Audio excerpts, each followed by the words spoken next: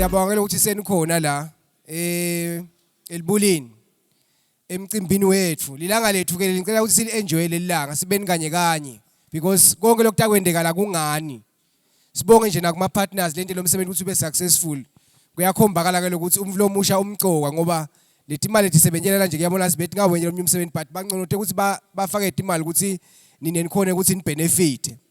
Ngitawucela ukuthi lesikhathi sanyalo ngoba isikhathi sesishabalele.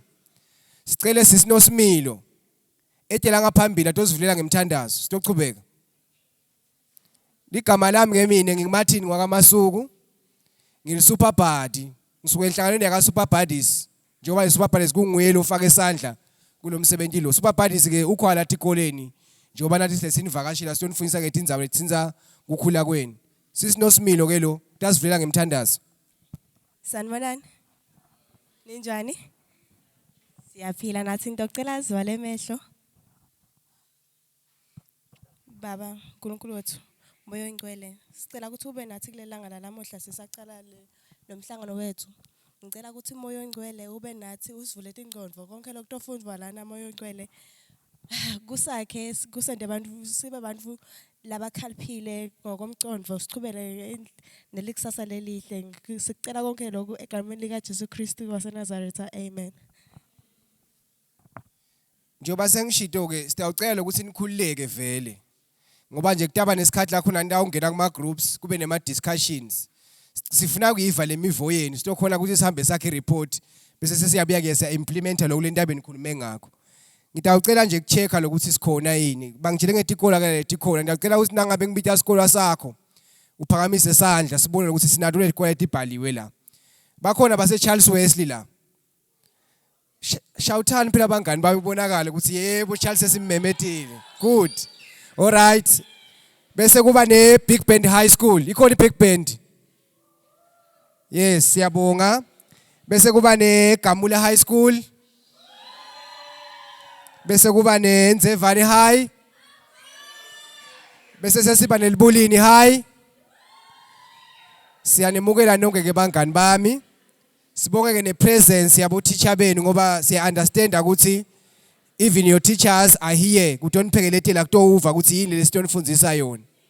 Sibonge ke nakuma partners lekungona afake isandla ekuthenini lo msebenzi ube impumelelo. Labo ke bafaka ekhathi inhlangano yaka Super Buddies emaphoyisa nawataba khona la kushoko bese kuba inhlangano yaka CANGO lechase lo msebenzi ngetimali. Sibonge ke bothishela bese ngivele ngisho ukuthi siyabonga bothishela kuchitha isikhathi sabo kungumgcibelo ukuthi bede la. Nebuchopho ke bukhona la. Nabo siyabonga lokuthi bute butosingatha kulo msebenzi. But nje ikakhulu lesikubongako ngini nebantu labasha ngoba singani la. So diveleni ke nijabulile lo msebenzi ngewenu. Ngidawucela lesikhathi sanyalo ukuthi semukele buchopho. Bute kutosemukela la ngempili. Sitokhona kuchubeka nemsebenzi welisuku. Sengikhohle uyangikhudluta ke Mr. Mathebula la. Ne UTech ikhona ngicela kuyibona iUTech. You are welcome guys. Bese sesiba nalaba ngafunzi la sebaqedile esikoleni the out of school youth. Baphi ke bona sitobabona nabo. Nani siyanemukela. Sonke ke siyi youth lo sila sekuthe ukuthi usesikolweni noma awufunzi. Uthi ke babe Mathebula babe Buchopho akekho la noma ke make Buchopho. Ngicela siqhubeke ne program. So naku ke lengithi angiphinze ngikusho. Kunetindle etincane ke ngala. Naso uva ukuthi sekuyakuphuthuma. Utawuphuma nje usithele ngala. Ngila khona ke sitaw khona kodwa reliever ngakhona ke ngalapha. Ngicela ke ukuthi kulesikhathi sanyalo sicela lo suka ka Super Buddies lekungiyena atosendlalela kahle ukuthi kahle kahle lamuhla sihlangene ngani la.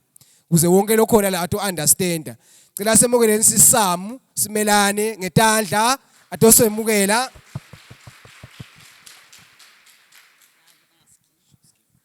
Sanibonani bantu labasha. Hayibo anginiva kahle. Sanibonani bantu labasha.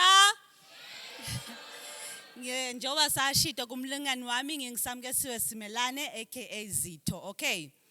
So siyabonga kakhulu Super Buddies ukuthi nibe nathi nisihlanganyele nathi kulo mcimbi lomuhle nakangaka. Unfortunately umflo omdzala lo director akabi khona kulelanga lanamuhla ngekubambeka kwemsebenzi. Kepha nje siyabonga nje Super Buddies ukuthi nikhona kulomcimbi wekuthi sicocisane ngabo GBV sicocisane nge-economy. Niyakubona mosiloko nema-taxes siweve ukuthi basitaxelana nathi mongena esitolo bayakuthexa ngisho kufanele basichazele-ke namuhla ukuthi ngabe bese bawendani lowo mthelo lesithelako niyakubona mosiloko. So namuhla-ke batawubenda ema-presentation.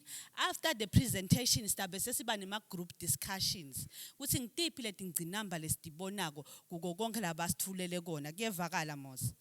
So super buddies sithi siyanimukela lana hlalani kahle nikhona nekuthi ni contribute because i-contribution yenu imcoka kakhulu kule dialogue letabe ikhona namuhla kuyevakala mosibantfu labasha. So ngicela nithi vele nisekhaya ni buke ukuthi ama-brands enu ahamba afikephi nibuke nilalele kahle ukuthi ngabe athini ema-facilitators so that sitokhona kudiscussa kahle ema-groupini ethu esitabe sinawo kuyevakala mos. Alright, super buddies siyabonga kakhulu. Thank you very much. Siyabonga ke ngiyethemba ukuthi nyalo sesikanye kanye. Ngingumuntu ke lolalelayo nalo observer mina la kwende katini. Nasitangala nje bengihlela lapha ebhasini ngilalela. Labanye abantu labasha abakhuluma ukuthi kani siyaphi la. Uthi khwale sitakuthola babuka lendzawo lesikiyo ukuthi uthi khwale sitakuthola khwala la siya khona. But ngicabanga kulo sekukhunye ngisizitho nyalo.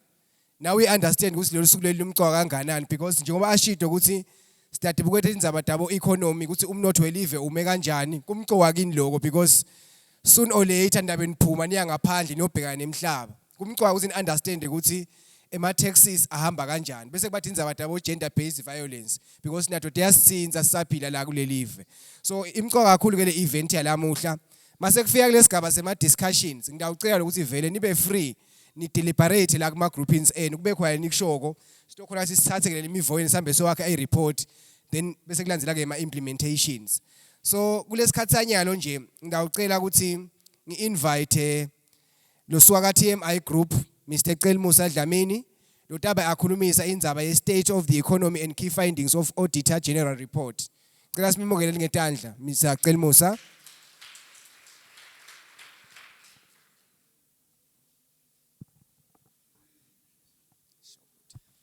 Sanibonani.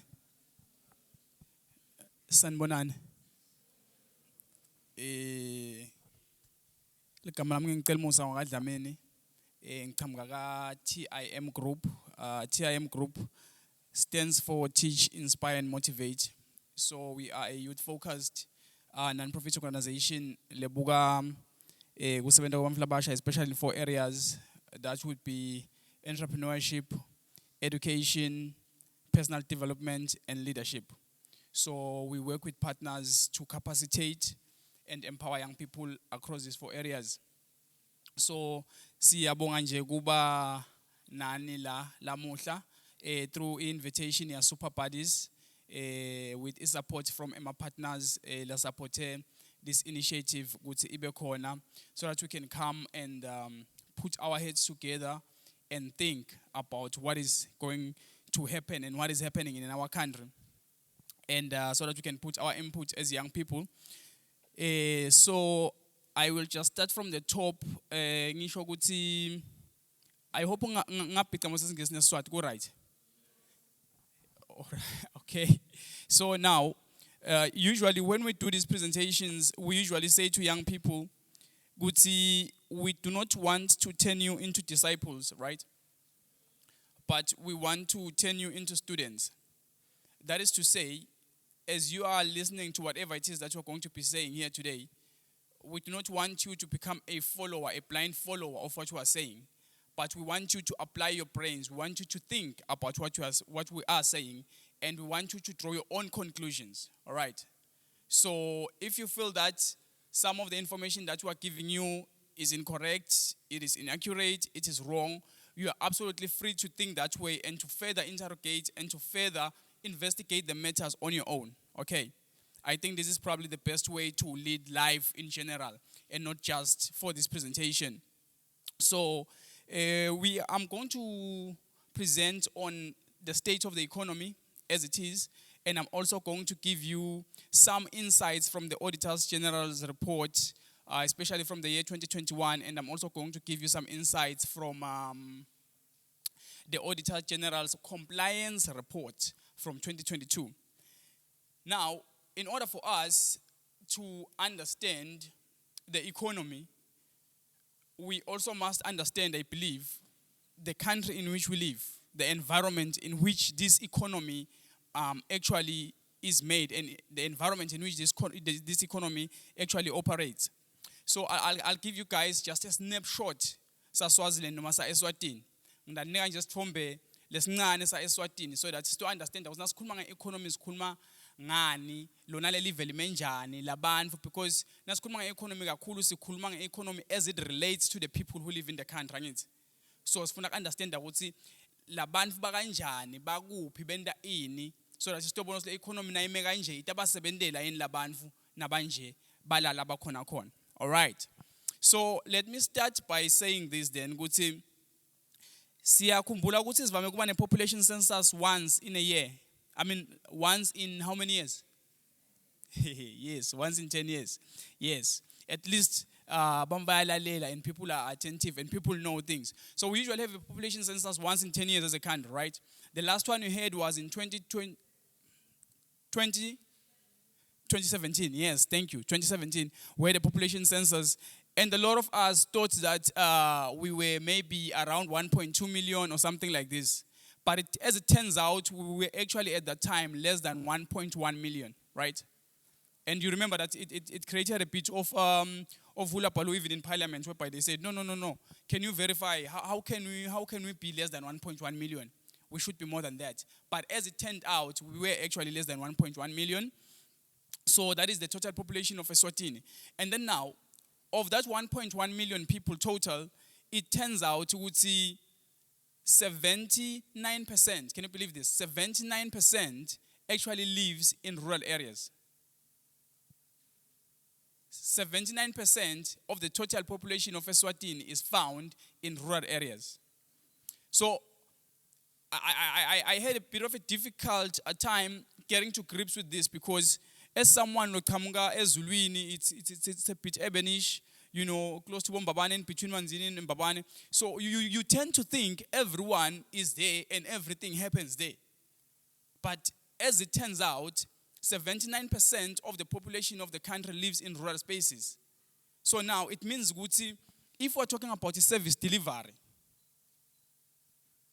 if we were to go by the presence of people, then we probably should be doing more in the rural areas than we are doing in the urban spaces, because a bulk of the population is actually here in rural spaces. And so that gives you a bit of perspective. So as we are thinking about economy, think about that. So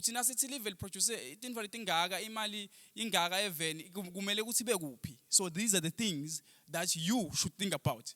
And these are the things that you should draw conclusions on. Now, population below 35 years of age, and this according to the African Youth Charter, is the age of people who are called e-youth, and it's in Africa. Anyone below the ages of 35. People below the ages of 35 in Eswatini, 72.9% as of 2017. I think today we're about 70%. But that's still a big number, because that is still more than 700,000 people. Out of 1.1 million people, 700,000 people are below the ages of 35. So as you are thinking about the economy, as you are thinking about service delivery, think about lama services who are the people who should be the recipients. By the way, this information is not coming from Telumusa, it's coming from a document that was prepared by the government with the Ministry of Youth and Sports, with the support, I think, of partners. It's called State of the Youth Report, 2017. So you can also get this document online. You can literally verify this information. So 79%, or rather 72% or so, 70% today of people are below the ages of 35. So when we're talking about key investment areas, when we're talking about key investment groups, in terms of population, demographics, and things like this, think about investments. I would suppose it should go to where the majority of the people are. And the majority of the people are young people in rural areas. This is my conclusion. Think about what your conclusion is going to be. I think you're going to take that to the discussions. Now, population below the ages of 15 to 24 years, 13% of the total population. it's still a big number. And this age group is very, very important because these are just young people who are now about to complete school. Usually, on average, complete school 18 years. So 15 to 24 years, you are about to complete school, you are doing your varsity, and this is where people tend to start getting married. This is the age group where people start having kids and things like this. So also you want to think, people in that particular age group, what is it that they need? And what does the economy have to look like for them, right? Yeah. Now, interesting one, poverty levels. Poverty levels in the country, 58%. More than half the population lives below the poverty line. So when we're talking about the economy, you also want to think about what does that even mean for someone who lives below the poverty line? And if more than half the country is going to live below the poverty line, what does that mean? You guys will be also discussing taxation. What does that mean about taxes? Because these are people who are probably not even going to be able to pay taxes, who are not going to afford paying taxes. And if people cannot afford paying taxes, what does that mean about service delivery? Because scholarships. You'll also be talking about scholarships maybe, right?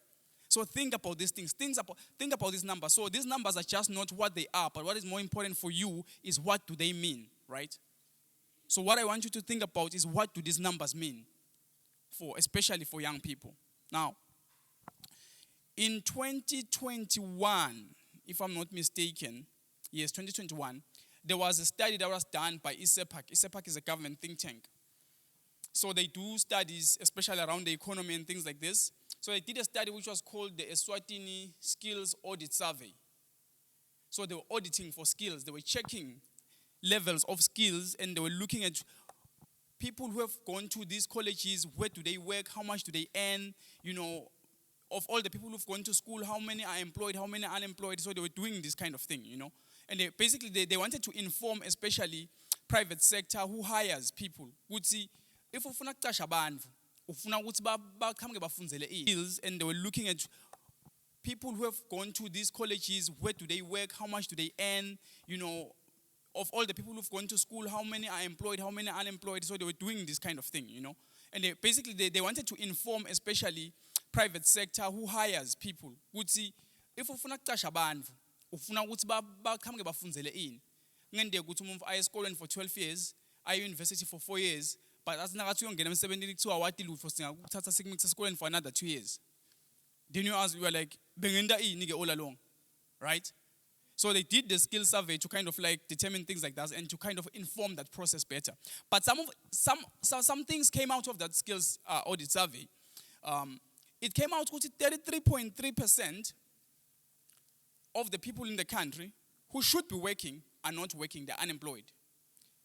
That's more than a third. That's literally almost exactly a third of all the people who should be working and contributing are unemployed. So when you're speaking about the economy, what does that mean to the economy of the country, right? Now, for young people, people in your age group, people in my age group maybe, people below 35, the rate of unemployment is not 33. This is the national average. 33.3 is the national average. But for young people, the average for unemployment is 58.2%. It's almost double the national average. Isho kuthini le mvo lena? Le mvo lena isho ukuthi uma kunemntali wakho, let's say una 50 years uyasebenza, angithi. Kusho ukuthi wena na uphuma esikolweni, you are twice as likely to be unemployed as opposed to umntali wakho losavela semsebenzini. Shokuthi wena imathuba ukuthi uthola umsebenzi angahalf alamathuba umntali wakho lanawo ukuthi athole umsebenzi. Kusho ukuthi nangasuka abamfla ababili inyalo base bayofuna umsebenzi, lo munye ana 24 years, lo munye ana 48 years. Lo 48 years u twice as much as likely to get a job as opposed to nang lo musha. These are just ways of looking at the numbers. Now, yendiwa yini le mvo le? One of the ways you can explain this, ukuthi bamfla abadzala laba semsebenzini like batali bethu angithi, kade bangena emsebenzini. Bafunza kadzeni, ku system yakadzeni, emathuba emisebenzi asathi na ucedzile esikolweni, uvela uthola umsebenzi angithi. But kithi nani akusasi kanjalo. Kuthi uqedzile esikolweni is not necessarily a guarantee ukuthi uthola umsebenzi. Kuthi uqedzile ngisho emvazi is not necessarily a guarantee ukuthi uthola umsebenzi. I have friends labane ma master's degrees lababuyako la kangwane bahlale for 2 years with a master's degree, not a first degree, a master's degree, 2 years so lafuna umsebenzi.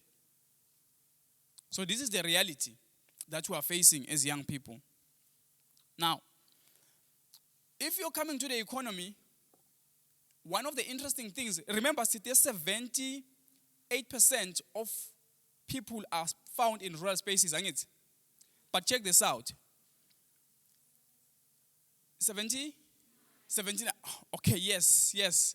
People are following. I like that. At least, I'm not as young as I look. Yeah, I think I completed high school 20 years ago, so you can imagine. Truth. That is the truth. Now, actually 19 years ago, I completed 2004. Now, but then let's go back to this. Check this out.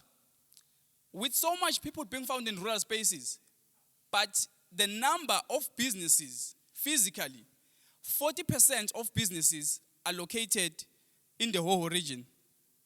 And then 47% of businesses are located in the Manzini region. So Shiselweni and Lubombo only account for 6.7 and about 5.8%. So Lubombo and Shiselweni, the number of business entities physical that are on the ground are actually less than 13%. Of all the businesses that are Rangwane, only 13% are found in Lubombo and Shiselweni combined. The rest, Manzini. Oh. So when we're talking about the economy umfro qhamuka embabane noma lo sebenza embabane noma lo funza embabane ihlukile kunomfro lo funza ngala lo tawuhlala ngala. Sayibona lemfo leyo?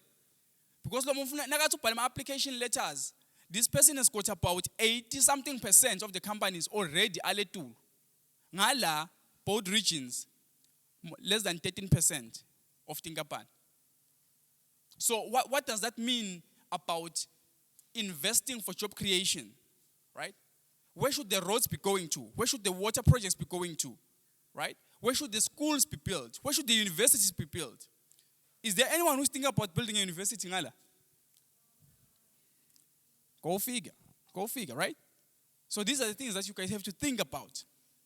Now, SMEs constitute a majority of the employer, or is the majority employer in the private sector in Eswatini. SMEs. So a lot of the people with this high level of unemployment, even those who are employed are mostly employed by small and medium businesses. And so that will then speak to how much they are going to earn at the end of the day. Because I can only pay you so much. Really. But I can only afford to pay you so much. So also that speaks to then about investing in the growth. 2017, I was lucky. I was in Silicon Valley. I lived in the US, Silicon Valley, and I also lived in Washington, D.C., and I worked there.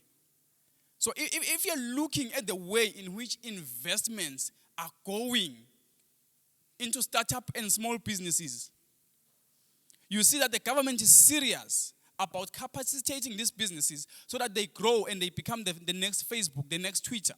So that we are now speaking about a company that employs 200,000 people worldwide, not just in America. But that takes a lot of capital and a lot of deliberate investing into those small companies. So these are things that we have to think about. Imagine if one company employs 200,000 people. Imagine what that means for the economy. And Facebook baba, Twitter baba, lapa nidla mahala. You don't bring food to work. Like now, hambe ga YouTube. At least I worked ga YouTube. There's a chef. You tell the chef, "Go to thing. Ngfuna wendele lapa fried rice, ngfuna sausage, ngfuna in. I go to pagela lo corn. Uchela yena go to funa in, and that is free. It shows you the level to which the company has grown to, And I can tell you today, with those people, I worked with them. I worked beside them. They are not smarter than you.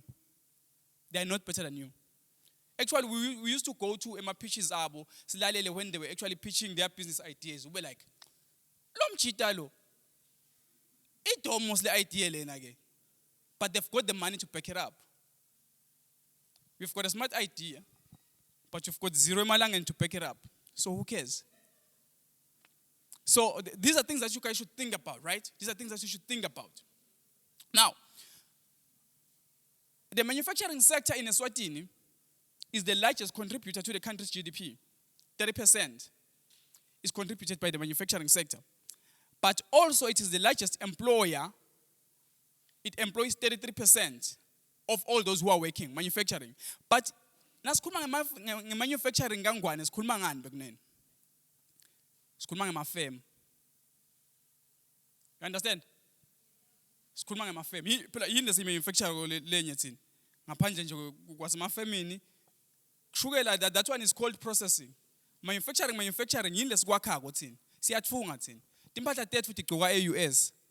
Timpahla tethu tithengiswa etitolo letinkulu njengabo Woolworths. Letimpahla titfunga namafemini. But before you get all excited about that, think about what that means for the people abasebenzela amafemini but bona bahola malini. So before we get all excited about that, think about the abantu abasebenzela amafemini but bona bahola malini. And who owns those manufacturing hubs, by the way? So le mali leyo iyaphi at the end of the day. Think about it. Think about it. Now, the agricultural sector is dominated by low-value commodities in sugar and forestry and sold with minimum value addition. Tinfo tethu inqumbi siyativuna sitihambise, tigodfo siyativuna sitihambise.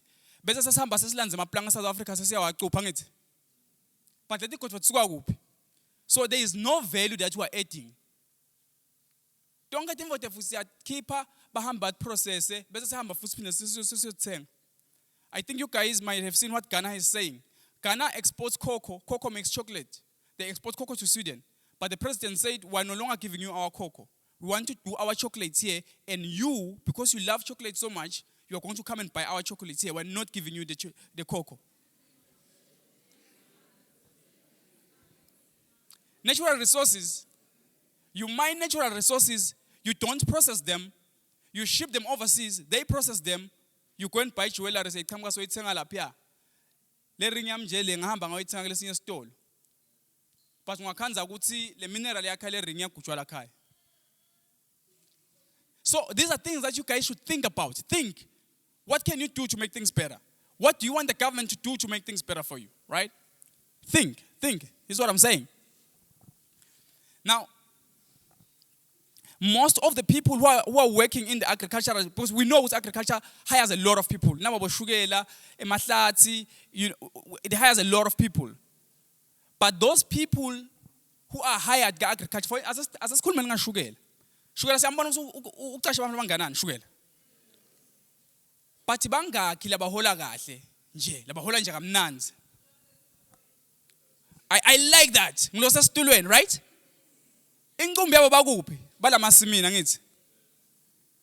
And so even though the industry, the sector absorbs a lot, but those people who are absorbed by the sector, very, very few of them are in managerial positions. Angithi. Yabona nawe yakule ngaphala letinkulu. I've worked with these big companies. Nawe yakule ngaphala letinkulu. Nasongela kula ma-office ekugcina la letulu. Siyashintsha lesikhumba baba. Uyumanga ukuthi hawu kunemuntu lo njena la khathi ngaphanini awumathi nengimathi ukhona.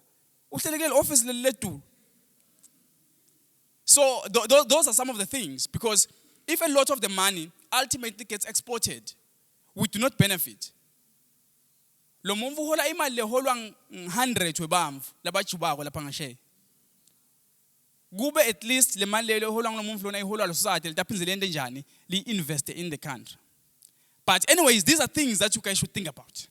As you guys are in school, these are things that you should think about. When it comes to education, think about what you want to be. Think about how you are going to make it happen.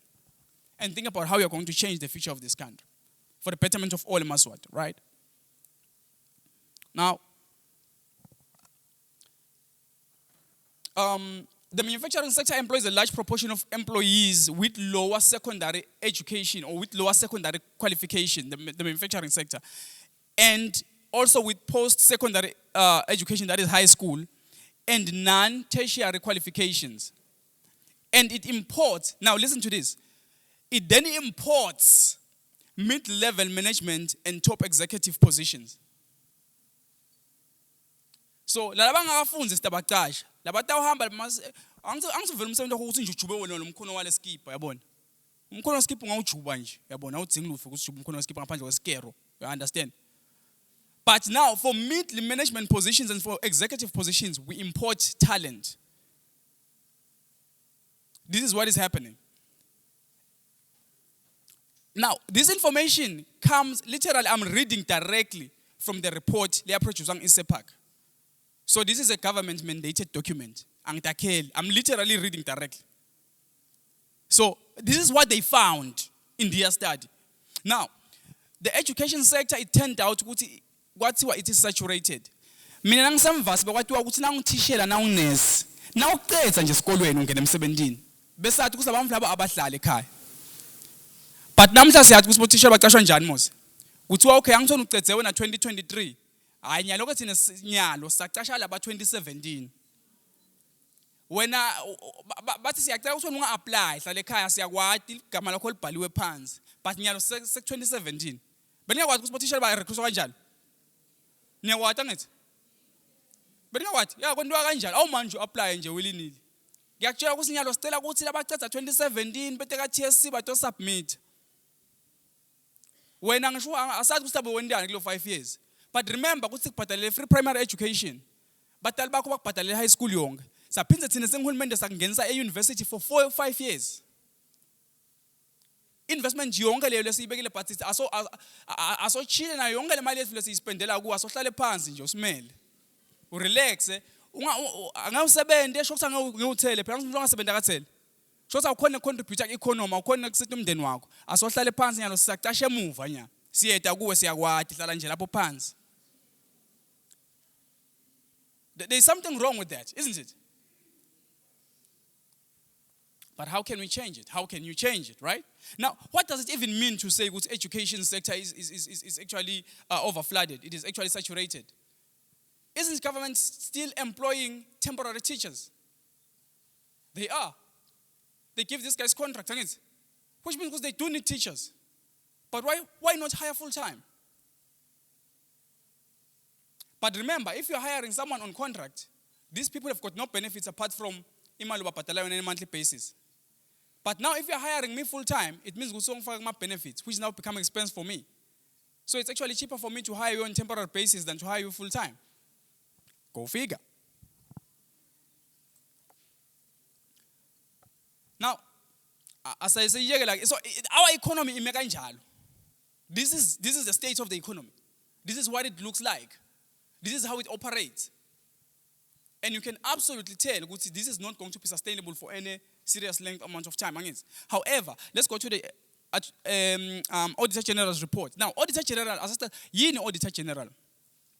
Auditor General ngumhloli mabhuku lomkhulu wahulumende bavame kusho njalo nabakhuluma. Ngumhloli mabhuku lomkhulu wahulumende.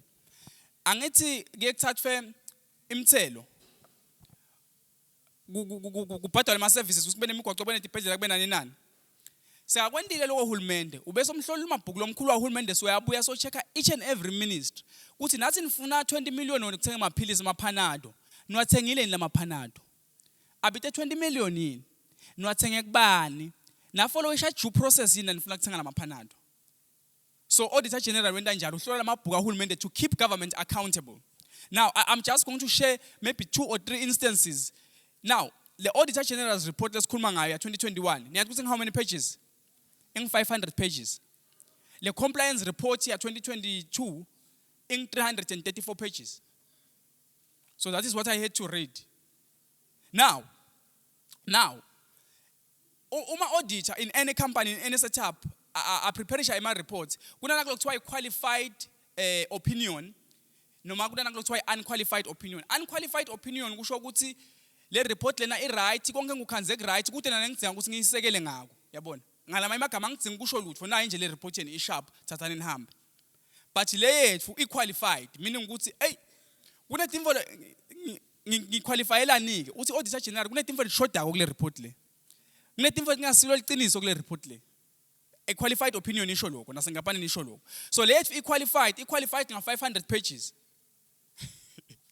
I mean if kumele ukuthi ngikusupport nga 500 pages, I mean how bad do you really have to be?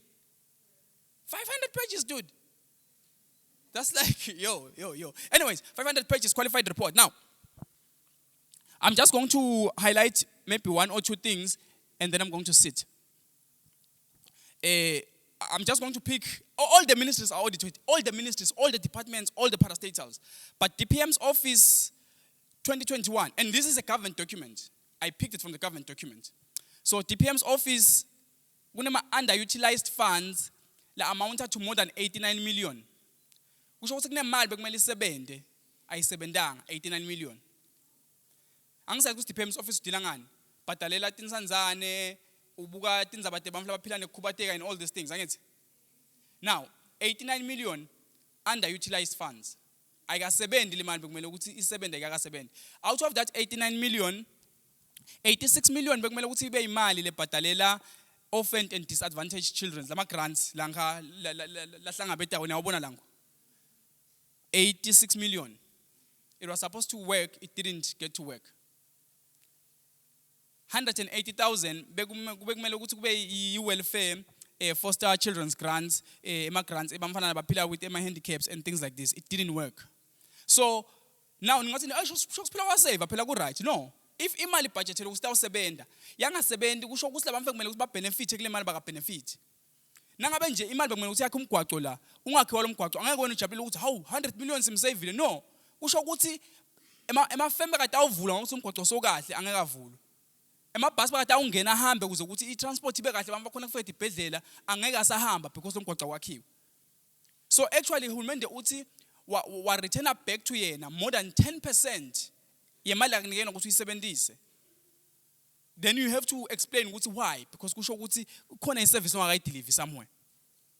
And we know this because i-Rural Development Fund all the time iyaphuma imali ingasebenzi igcina seyiyenta imvo lekangamela ukuthi itende. And kuthiwa because bamfa bayicela. So lokuthi abakayiceli kusho ukuthi labantu kumele ukuthi ba benefit still baphila ephuyeni kanzi ngabe siba benefit. Anyways, asengceke lapho. Office la Foreign Affairs and International Cooperation. Auditor General ukhanze ukuthi basebenzisa imali lenganga 277,000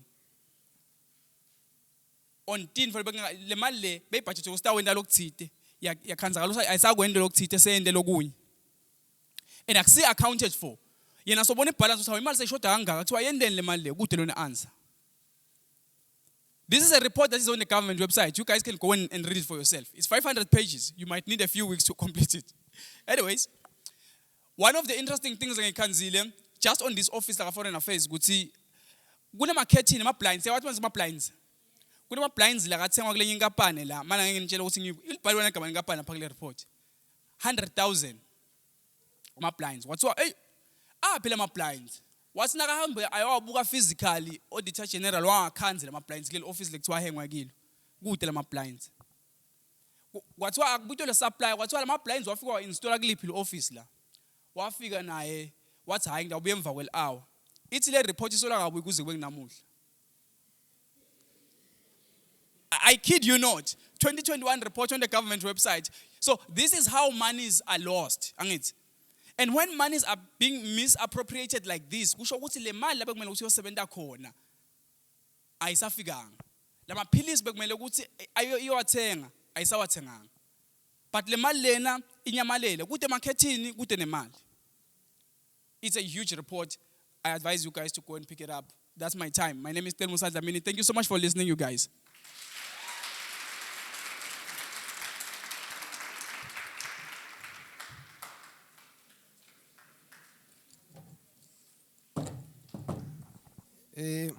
Siyabonga ke Mr. Dlamini Musa kwi presentation loqedza kusethula yona.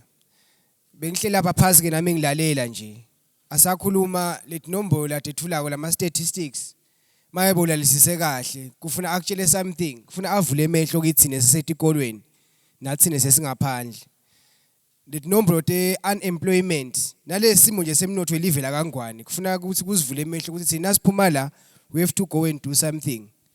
Mina nje bengingathi advice yami ne motivation yami kini nesesetikolweni njengoba niyabona isimo semnotho kangwane vele sibheke phansi and nale msebenzi sekude uyaphuma uhlale njengoba niva nje ukuthi nibantu abaphuma abahlali nama masters degrees kusho ukuthi simo sibi kusho ukuthi inyalo umuntu kufuna ente etaba de ukuthi nakaphuma esikolweni kube khona la kuphethe lokutamenta ukuthi impilo yakhe ilokhuzana aconnect iphilisa ngidawubekisa etikoleni nathi ifundo nade makhono the practical subjects like bo consumer science bo agriculture bo design and technology maybe nabo commerce noma accounts now uthi buka ifundo lethu ngitho etakwenda ukuthi na uphuma esikolweni kube kuqala kwempilo yakho nangabe nje wenda agriculture uphume ukhule kule agriculture mhlawumbe ugcine so wenda i-commercial farming utawukhona kudiphilisa lapho bo consumer science basifaka ekuthungeni siphinde basifake nabo catering then bese kuba nabo design and technology lana nje kukhona bathi akupresenta ngana i-program abathi ngiyihlomise le ku skills academy school esilapha ngeShare eNgilongo eBig Bend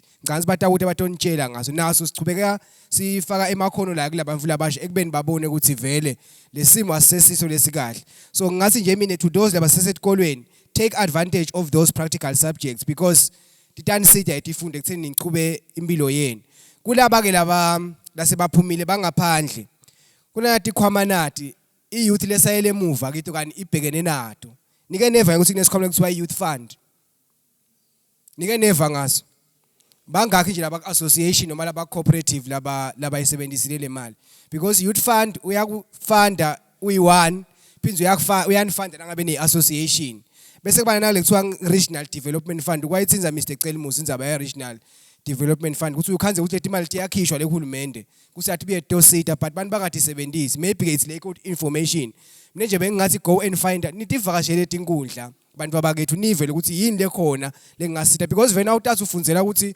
uhambe uyocashwa imisebenzi sekude bantu bahamba bafundzele ema college nakuma universities babuye bahlale phansi ne certificate tabo so nyalo umsebenzi ulatandleni takho ukuthi mina nangicetse esikolweni ngifuna kwenta netangeni lasengiconnect iphilisi otherwise na utazi usafuna kosebenza umuntu sikhathi lokho sesiphelile guys le live nje senivile ukuthi umnotho walo ubheke phansi ngithi ke ngifuna siuphakamise lo mnotho ukuthi sihambeni siyosebenza nasiphuma la kuyevakala musa bathi kangendina i-announcement nayi la ngaphandle guys kunana baba ka labelukhethu kuyabhaliswa la nje basathi silivela kangwane lisemsebenzini lomkhulu kulamalanga wekubhalisela ukuthi sihambeni siyovota so ngabe ke sowufikile ku18 years ungaphuma nje uthi khushu but ningaphumi nokanye kanye because lo mcwa uthi sibela ngekhathi useselithuba ngicansi kuyamcisa ngisho 5 minutes ku register utase soba right ukhona nayo ukuthi nasekufika lesikhathi uhambe uyovota uvotela umuntu ohamba ayowakha uhulumende wakangwane kunana sikiyanasi ke angathi sisabani but umnikati waso ngicansi utawuthatha osithatha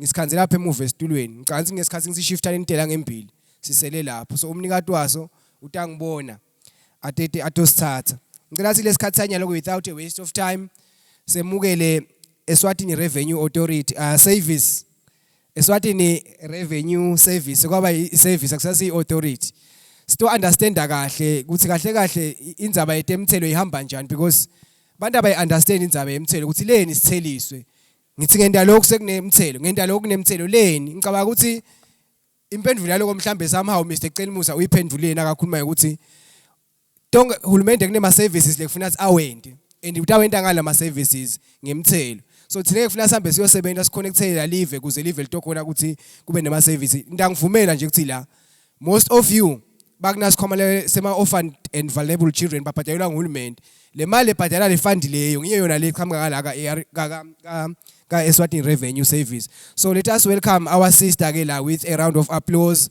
atosichazela nje kabantu ngetemthelo.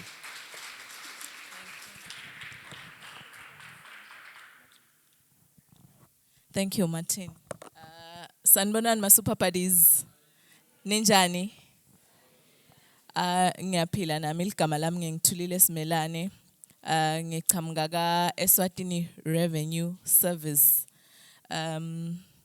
Siyajabula kakhulu ukuthi super buddies ucabangile ukuthi nathi singi-ARS singaba ingcenye yalombuthano wenu namuhla ukuthi nje sike sithi nje shavu kancane kunichazela maybe ngetindzaba temthelo Eswatini Revenue Service ke sinhlangano yahulumende kepha ke si sende kutimela lapha eceleni si government parastatal lesebenta kukweleka umthelo wahulumende even sikwelekela hulumende umthelo sithathe le mali simikise esikhwameni sahulumende so nako ke lesikwendako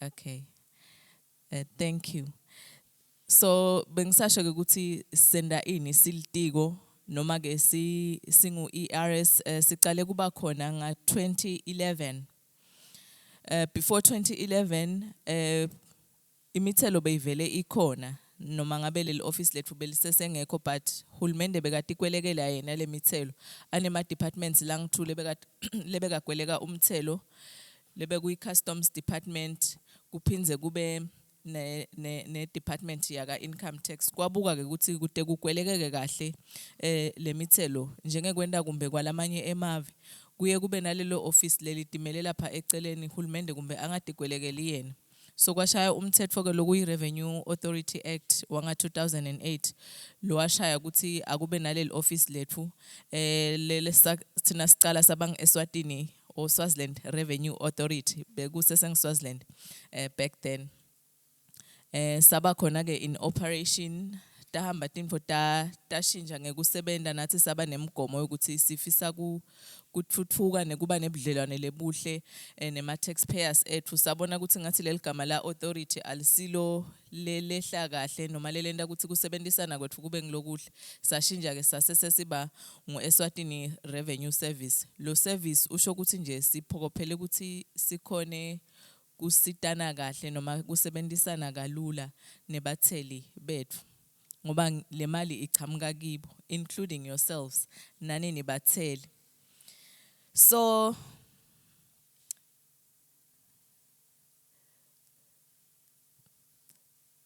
cishe ke angeke ngibe muthe sitawubuka nje ukuthi vele ngabe lemithelo isebenta ini even I'm glad ukuthi Butcel Musa naye as asenda ipresentation yakhe ube nako ukusivetela some of the things letendiwa ngile mithelo yethu nakulokunye lokushidiwe nguMartin nako ngilokukhombisa ukuthi le mithelo isebenta ini so sitawubuka ukuthi le mithelo icishe iyenda ini sitawubuka ke ukuthi bobani ema role players in the tax system sitawubuka nje ukuthi cishe tinhlobo tini temithelo the main taxes leswakelekako even sitawubuka ke nalawo ma tax rates briefly so njengoba sengivedile ukuthi lo mthelo lesiukwelekako siukwelekele hulumende kwethu nje kukweleka siunikete hulumende yena ke ubese sobuka tidzingo takhe even so uyabuka ukuthi ngabe yini lekangayenda la even achamuke nebudget ukuthi udzinga ukuthi ende naku nanaku le mali ke yale mithelo ngiyo lesebenta ku finance le budget uvetile nje ecela musa asa presenter ukuthi ema businesses lamanengi akekho maybe ngala kubo region yabo Lubombo nashiselweni but cishe agcwele ngale kubo hoho manzini but I'm glad ukuthi akhona la khona nangala wona lawo lamancane nje ukuthi siyabona ukuthi kuyalinywa nanemoba nalokwa kuba ngihulumende ke naye lobukako ukuthi tinhlelo tini maybe leka ngatisebenzisa kutama ukuthi kuleto tindzawo la maybe kude khona emabhizinisi angenda ini kuba ke ngileti imali temthelo letisetshenziswa na but Martin uvetile la kuthi kunetimali kunabo youth fund letimali leto dikhwama letakhiwe nguhulumende solo tisebenzisa lo mthelo lothelwako uvetile ukuthi naka education nje kuthi kukhona bethu labasitwa nguhulumende labangena kule OVC program so lo financial OVC program ngulomthelo losho ukuthi indlela ekuthatha le mali kulaba abangathi banayo noma ke kulaba laba affordako isebende ikhona ukuthi isite nanangu yalote lapha phasi kude naye aphakame siyabona njengoba isita nekufundisa abantu abesikolo siyathi ukuthi bashidwe nje la ukuthi sinabo thishela bethu angithi baholelwa ngibani baholelwa nguhulumende sinemaphoyisa lamanye nje ala ngaphandle asita ayagada even nawo aholelwa ngibani aholelwa nguhulumende lokusho ukuthi kafishane nje leti 70 tembuso lamaholo ato achamuka kuphi achamuka kule mithelo lethelwako sinetibhedlela sinetikolwa leti structure leto takhiwa ngani takhiwa ngale mali yahulumende lechamuka kuphi lechamuka emthelweni sinemigwaco noma ingeke yakhiwa yonke ngasikhathi sinye but lengikuthandza kokwangani ukuthi sinayo nathi imigwaco lemihle leminengi yayo and hulumende uyatenda letaba tekuzama ukuthi ayakhe imigwaco ngiyethemba ukuthi kutawuhamba kuhambe kugcine tonke tindzawo setinemigwaco lekahle so lemigwaco leyo yakhiwa ngani yakhiwa ngale mithelo lokusho ukuthi nje kafishane lemithelo legwelekako ifinance leso spending sahulumende so hulumende ke unetinhlelo letiningi but nje umgomo wakhe ukuthi inhlala kahle yebantfu ibe ngule kahle nalo phasi noma lo phila below the poverty line naye akhone ukuthi aphile naye akhone ukuthi athuthuke njengoba sesivile ukuthi kukhona ngisho naleti khwama tekubolekisa letisita ukuthi finance lawo business kulabo labafuna ukucala business so umthelo ke siubhadalela lokuthi sakhe le mali yahulumende lesinye sizathu sekubhadala umthelo akusikuphela ukuthi uhulumende vele uhlose ukuthi akhe imali but kuzama ku discourage certain activities njenge ku discourage i-consumption yetshwala ligwayi siyabona but ngeke akhone hulumende ukuthi akuvale kukuvala completely but kuzama ukuthi cishe bantfu labanengi kumbe banganathi tshwala bangabhemi ligwayi so kuba ke nalawo ma taxes lachakelako ema excise kuzama kwenta ukuthi ibese seyiyadula ke le price yetshwala iyadula le price yani yeligwayi so that bantfu kungatoba lula ukuthi bathenge tshwala kungatoba lula ukuthi bantfu bende njani babheme ligwayi so ku discourage ema certain activities so sithi ke bobani noma bobani ema role players in the tax system ema role players lesinawo ke mathathu kunani lokusho ukuthi kunebatheli kunelihhovisi lethu iRS lekungithine sikweleka lomthelo kuphinze kubeke neparlamente lekungiyona ishaya lomthetho ishayela hulumende njengoba nje amemetile enyalo but Martin ukuthi labo bethu labala lesebafikile ku18 years bangakhona ukuthi shafu babhalisele lukhetho ukuthi nabo batokhetha bakhetha hulumende wabo lo tabamelela leparlament la kungikhona kushaya khona kuphasiswa lemithetho lokufaka ekhathi nale mithetho yemthelo ishaya khona leparlament lisho ukuthi kuye kuneparlament leshaya lemithetho kuphinze kube nathi thina lesikweleka lomthelo kube nebatheli senguhulumende ke lo bese sowutfola le mali lesiyikwelekile noma ke le mali leniyithelako kusebenta kwethu ke njengoba sesishido ukuthi kushaya imithetho kusho ukuthi nje le mithelo lesiyigwelekako kunemithetho yakhona leyashaywa ukuthi kufuna ukuthi kube nalo hlobo lwemthelo kube nalo hlobo lwemthelo kulomthelo lo mthelo ubhadalwa bobani bawubhadala ube nganani bawubhadala nini futhi kufuna ukuthi bawubhadale kubani so imithelo ke lesiyigwelekako cishe the main taxes sinemthelo we-VAT lekuyi value added tax sinemthelo futhi we customs customs duties lokungumthelo lesiugweleka noma lesiucharge etinfene nangabe kusho ukuthi tiyathengwa tichamuka kulamanye emave sho ukuthi nati import kuba nemthelo ke lochakelako lesithi ma customs duties ukuthi na uthenga izinto ngaphandle kunemthelo lokufuna ukuthi ubhadale but nakhona nangabe utithenge emaven lathide sinemthelo wenhloko lokungumthelo we graded tax sine fuel tax lokungumthelo lo chargewa kubo petrol kubo diesel siphinze sibeke lomunye umthelo lomkhulu even lokungumthelo we income tax lapho khona i income tax ngumthelo lothi nje wonke umuntu lo wakha imali ngakhathi even kufuna ukuthi kube nemthelo leka ubhadalako kuleyo taxable profit yakhe leka yakhako nangabe it's a business noma ke nangabe employed nemlo employed naye sithi wakha imali ngakhathi even if employed la even la kangwane naye from that income leka yakhako emsebentini kufuna ukuthi abhadale i-tax.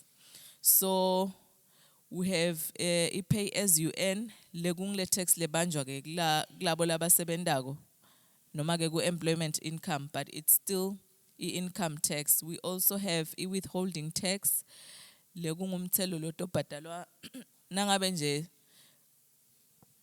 kangwane silandze ema-service providers from a foreign country noma siyathi nje ukuthi kulamaviki laphelile kuke kwaba nabo bushfire bekunema artists lamanye langasiko ala khatheven lebeka performa, so nabato performa la kangwane labantu bakha imali la kangwane angithi sithi umuntu utokhokha umthelo ngokuthi wakhe imali la kangwane. So even though abasibo bala kangwane but lokuthi kunemali thile labafike bayakha la kangwane, so nakhona there's a portion of tax that must be paid from leyo mali lebayakhile as basenda lawo ma performances awo. So the type of income tax sithi withholding tax. Nani nje as nihleli la, I know ukuthi you are future business people. Some of you maybe are already business people. Angithi khona bethu labarana ema business la, I believe angithi ma super buddies. Angithi yes, and ke sengiya prophesy ukuthi mina ngibona bantu bema business la batokhulisa letibalo, batokhulisa le statistics saselibonjeni ukuthi ema business la qhamuka elibonjeni nawo akhule. So lama business enuke lentawa cala noma nje ema business la khona ngakhathi even, so nawo aya operator ende lawo ma taxable profits abhadale i-tax. So le tax leyo sithi i-corporate tax lebang 27.5% of leyo taxable profit yayo. So it's not only businesses lala badala, or it's not only companies lala badala lumthelo. So lama companies lawa siyathi ukuthi asuke anema shareholders nakasungulwa. So nalama shareholders now aqala le business because ane intention yokuthi afuna kuzuza from lama profits, afuna kuzuza from lama profits ale business. So even the shareholders themselves nasaka receive lawo ma dividends, there is a tax that is paid. Nakhona sithi it's withholding tax. So nema sole traders ke, now as a trader siyathi ukuthi they are making money. So nakakha imali kuleyo mali leka yakhako kufuna ukuthi ende njani abhadale umthelo nakhona on the taxable profits. Ngalokuthini ne you are future business people. Buhle ke bekwenda ibusiness ukuthi nawuthela before you pay tax njengoba sisho ukuthi it's paid on the taxable profits. So from the business income le mali lotayakha as usa trader uthengisa or wenda whatever leyo service yakho, le mali lotayakha we know ukuthi you incur business expenses. So uyakhona ku deduct lawo ma business expenses from the income lo yakhako, and then the remainder, which is what we call the taxable profit. So uyibhadala kuleyo taxable profit le tax the 27.5% if you are a company. But if you are a sole trader, sole traders are taxed just like ema individuals.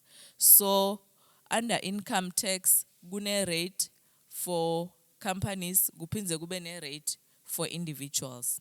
So with individuals gekhona it's not just one straight or one single rate, but ayashiana. It depends on the amount of taxable income that individual has made, or that taxable profit if that person is a sole trader. So lagu VAT, VAT it's tax charged on the consumption of goods and services. So ngilani ngena khona kakhulu genini. Nine nje nithela kakhulu ku VAT naniyothenga siyathi ukuthi esitolo nifike nibhadale nani nibhadala ne VAT.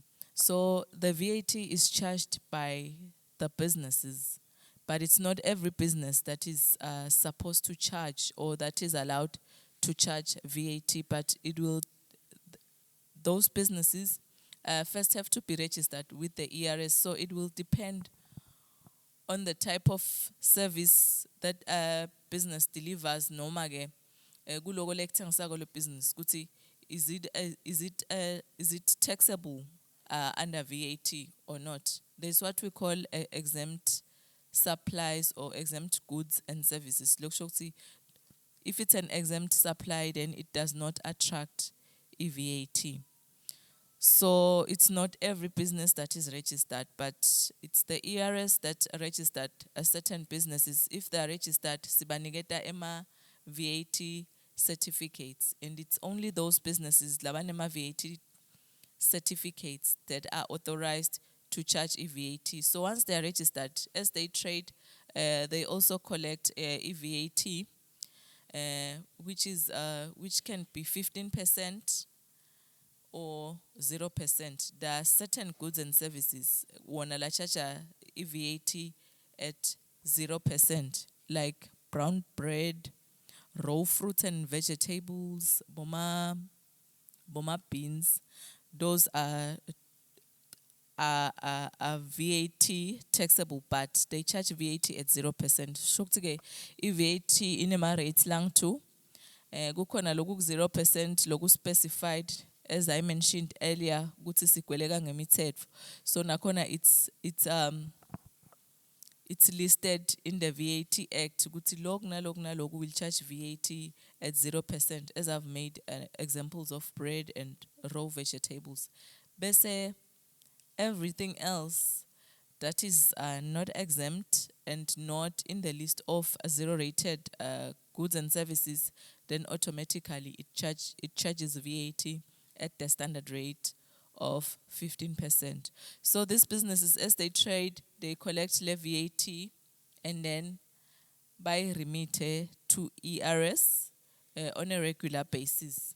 So what's nice about VAT, future business people, is that now as a business, as you make your purchases, you are charged VAT.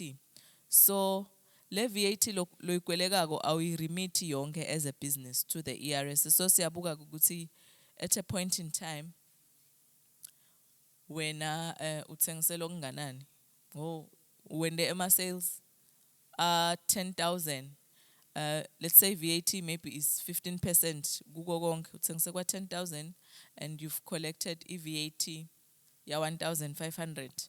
So now siyathi ukuthi wendile ema purchases for your business bakcharge VAT. So now on the VAT charged kulawo ma purchases uyakhona ukuthi uyithole back from the 1.5, as I've made an example, or from the VAT that you collect as a business. That is to make sure that collecting VAT is not a cost for the business. So business VAT lo ispendile wena as a business le registered for VAT uyakhona kuyirecuper noma uyakhona kuyithola back from the VAT lo suke uyicollectile. Angacet.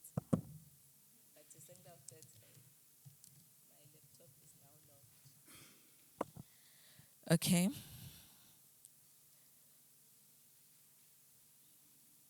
So I also mentioned ukuthi nagu importwa tinvo, there are customs duties la chargeago, but it will depend ukuthi le tinvo uti importer noma tiqhamuka from which countries. Do we know Sako? Siyamati Sako? Ngenge nibute, so feel free ukuthi yes siyamati. Okay. Okay. Yes. SACU, it's a Southern African Customs Union, of which Eswatini is a member. Shokuthi kuna Eswatini, kuna South Africa, kuna Botswana, kuna Namibia, kuna Lesotho. So lokwendeka go with these SACU countries is that nagathengiselana odvana. So as much as sithi na uthenga info from a foreign country ukuleta la even la kangwane, you will be charged a certain tax called a customs duty. But if ukuthenge Lesotho noma ukuthenge from a SACU state, khona you do not pay the customs duties. You only pay VAT. Lokusho ukuthi VAT iyabhadalwa nangabe tinfo utithenga, whether utithenga ngaphandle uyatingenisa noma letinfo utithenga within. But nangabe uthenge info maybe from Mozambique, because Mozambique is not a member of SACU. Now uthenge info Mozambique, you will pay the customs duties plus the VAT. So what happens with the SACU is that these 5 members of SACU, le mali nasingenisa nasi kwelega le ma customs duties yona asiyilethi kuhulumende directly like we do with the other taxes, with the income tax, with the VAT. Iyahamba iyeka SACU bese na Lesotho na yake uyenda kanjalo, na South Africa yake uyenda kanjalo, na Botswana yake yema customs duties uyenda kanjalo na Botswana. Ifakwe ndzawonye le mali bese ke se iyasharishwa ngeformula thite ngekubuka ukuthi each of these member states beka ngenisa kanganani. So sive mose ukuthi kunemali leqhamuka kaSACU, kunemali leqhamuka kaSACU. Yes, so la SACU receipt ke ngule mali leyo yakheka ngalendlela leyo. Kanti lena lesikweleka locally as the ERS yona ivele iye directly kuhulumende. So ke le revenue ya hulumende yakhiwa ngula SACU receipts iphindze yakhiwe nangulena lesikweleka internally as the ERS.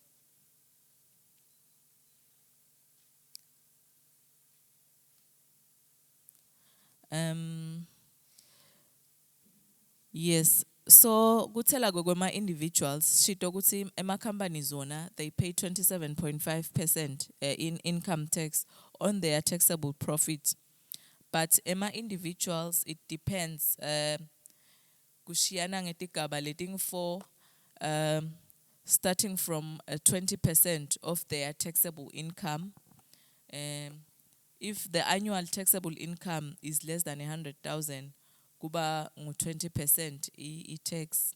If it's more than the 100 but less than 150, nakona it's guna 25%, ganjalo up until the last tax band or tax bracket lakona.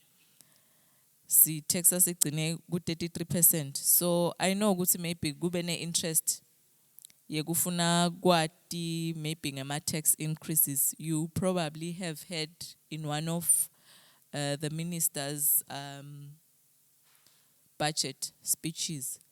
So lokwendekako ke ngalama tax rates is that ayashinjeka ngithi le mithetho seyikhona seyaphasiswa ukuthi kune income tax, kune VAT, but akusho ukuthi lama rates lasuke akhona at a point in time angeke ashinja. So kuze ashinje si infonywa ukuthi hulumende so ushaye umthetho waze wakhokha igazette lesho ke ukuthi nyalo le tax type le noma iVAT seyiyakhula noma income tax seyiyakhula noma seyiyashinja isuka la itala. So kwanyalo lama rates lesisebenta ngawo lawa income tax ngilesolo kwaphuma igazette yakhona leya wakhulisa kusukela ngaJuly 2013. So sisasebenta ngawo.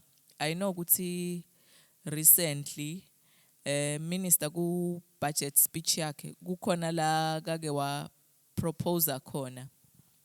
Ngithi wa proposer because iyagcina ingakaphumi igazette lekushoko lokho la bese kasho khona ukuthi le structure salama taxes njengoba bengisho ukuthi kucala ku 20% kuhambe kuze kufike ku 33% la bekathi le structure leso sitawushintsha khona but ke solokude igazette leyagcina iphumile lokusho ukuthi thina asiku effect as the ERS nangabe kusede igazette lephumile so hulumende ke kude igazette lekayikhokha lekhombisa ukuthi sekayashintsha noma ke sekayakhula lama income taxes so lokusho ukuthi asesengakakhuli ke solo sisasebenza ngalawa lesinawo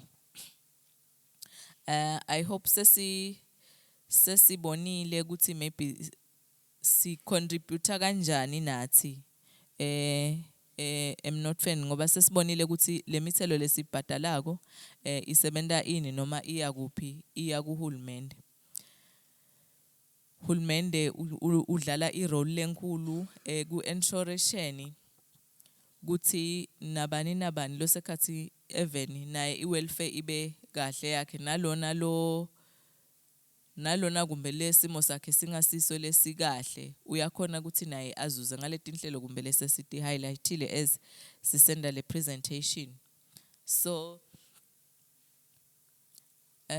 ngingathanda nje kun challenger as young people baselibonjeni kuti you are capable of being whatever you dream of kuti ube ngiko kusasa just work on your dream ungagcini ngalokho dreama uyekele you need to put action so nawe ungaba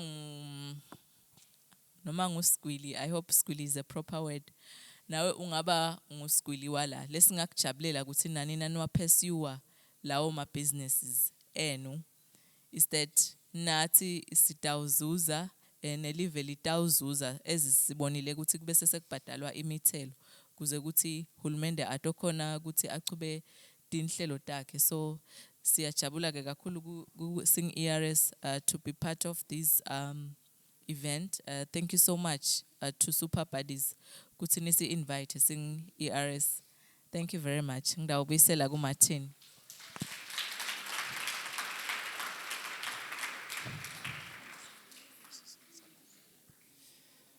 siyabonga kakhulu presentation from ERS singakubukeli khashani bantu abakethu lokho kuyasithinza nathi njengoba senivile nje ukuthi umthelo kangwane usebenza kanjani so mhlambe lenyuva ngathi lokhu lekukhulunywa lana yina kumthinzi noma umbheki nje kufuna sikunderstand lokho because kungeke ukuthi sidabe siphume etikolweni siyosebenza sinema business noma sicashiwe lo mthelo sidabe sokubhadala vele so imcoka kakhulu ke le presentation le guys si youth sibasha sesihleli kakhulu lapha ngiyacela uku-invite sisizaza atosendisa nje some sort of energizer sisukume sishake imtimba yethu then sizochubeka nama presentations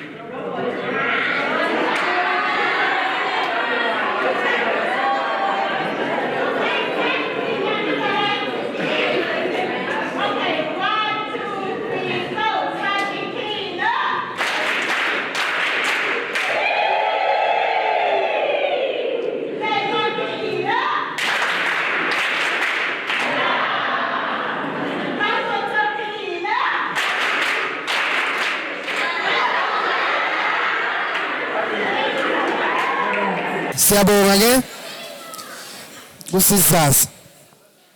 Ngiyacabanga ukuthi sesirefreshile.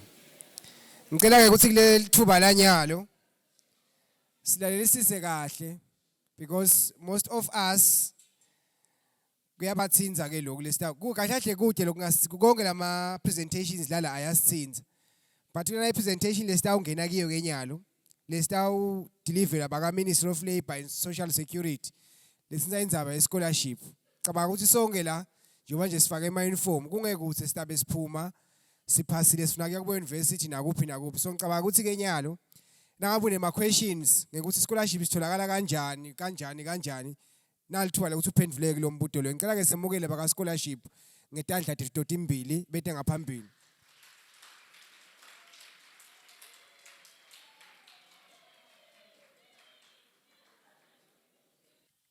Sanibonani.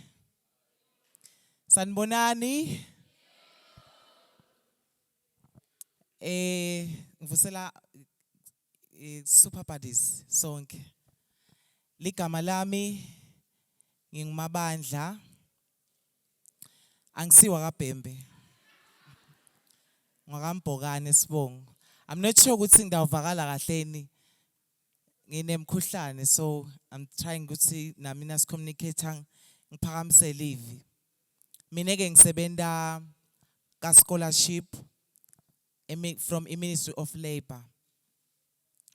Ngithi ke leli siyaye sinikete ema students laqedze form 5 noma ke form 6 laba applyela kuyofundza ema universities nakuma colleges. So nyalo nje kambe isikhathi ngibani? Yeah, ngidasibuka so that istokhona ukuthi ngibe brief ngingaze nginibhore because I know ukuthi bantu bayakulalela bagcine sebangasakuva sebahleti nje. Yes, I'll try to be brief as possible. Umbuto lo ngaba ecala nje ukuthi bobani bantu noma ngibani umuntu loba sethubeni lekuthi athole sponsor. Ngivile bathi kunebantu bakubobhene kuphi? Nzevane. Yeah, ngazo enzevana zase sibabone. So namuhla ke sinilethele information so that into kwati ukuthi ningenda ningenda kanjani. Kwekucala umuntu lo ngaba sethubeni lekuthi athole sponsor from hulumende, umuntu lofundzile wafunza waze wafika ka form 5. Nakafika ka form 5 afike aphase. Bese lo munye mhlambe umbuto kungaba ukuthi uphasa kanjani ngidawufika kuloko. Okay, uyafunza ufika ka form 5 noma ka form 6. Nabe form 6 ukhona la. Uyaphasa. Noma nangabe wende matric kanzi uliswati ngekutalwa nome by registration. So sengivetile ukuthi ngendeka khanze ukuthi batali bakho abasiwe eMaswati betala kangwane mhlambe bathenga buve senMaswati then ke nawe soliswati kanjalo. So bese sekuba ukuthi ke leka form 5 hulumende ukhetha kanjani? Kekucala nangabe uyowenda i-degree program hulumende uyakubhadalela. Nawenda i-diploma program hulumende uyakubhadalela. But you choose once. Nasithi you choose once sisho ukuthi uma ngabe ufuna ke wenda i-diploma ye teaching for example eWilliam Page ngeke bese nawusofuna ke wenda ema humanities like bachelor's degree ekwaLuseni bese soyabuya sothi ngicela ningichubekise, meaning that wena uchoose kanye.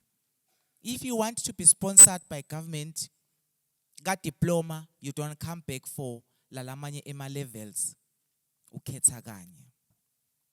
Okay?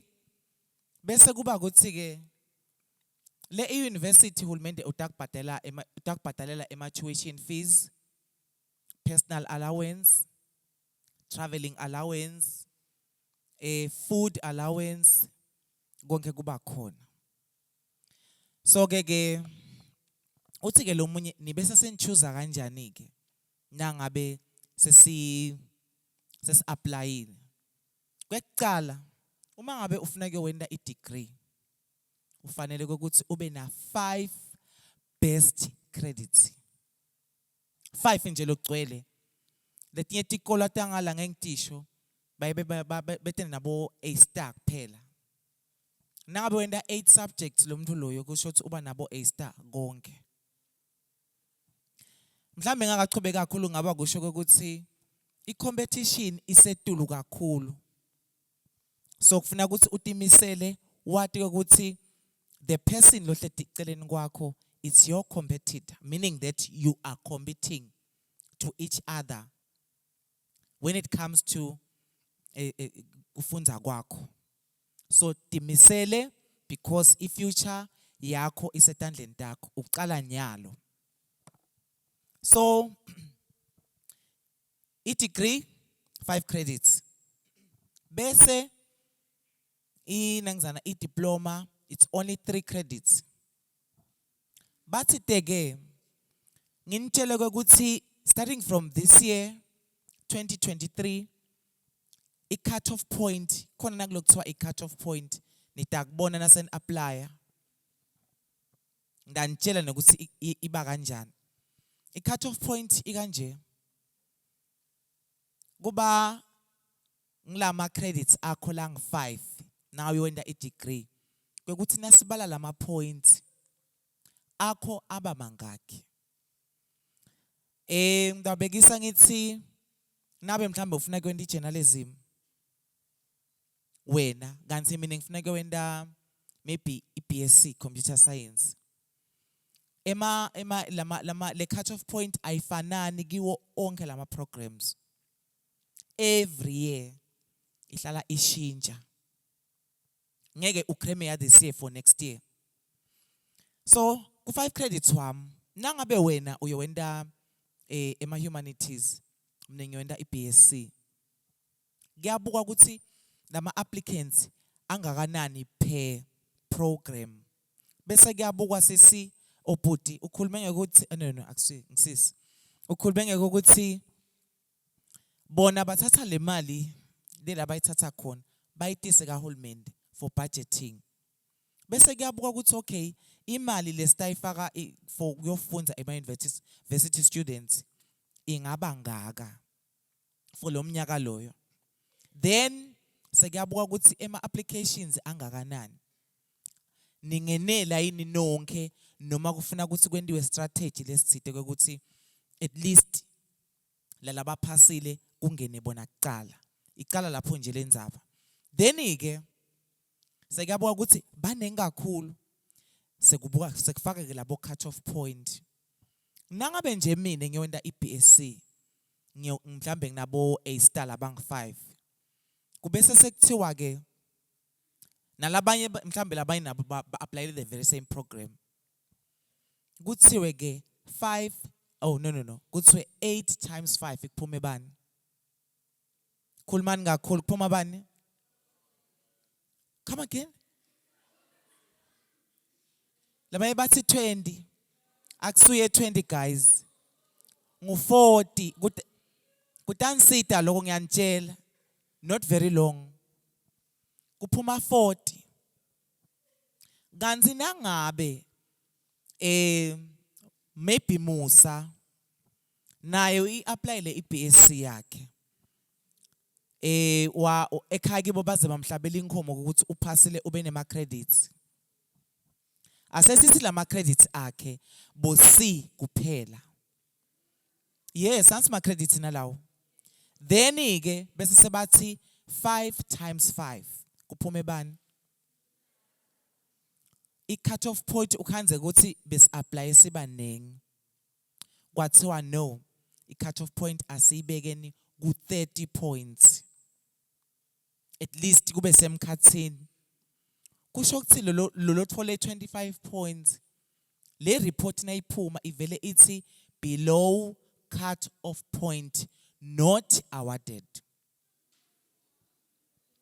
So sine siyanicela because sine sonke lesike semalanga embili la asisesingangani sesibadzala.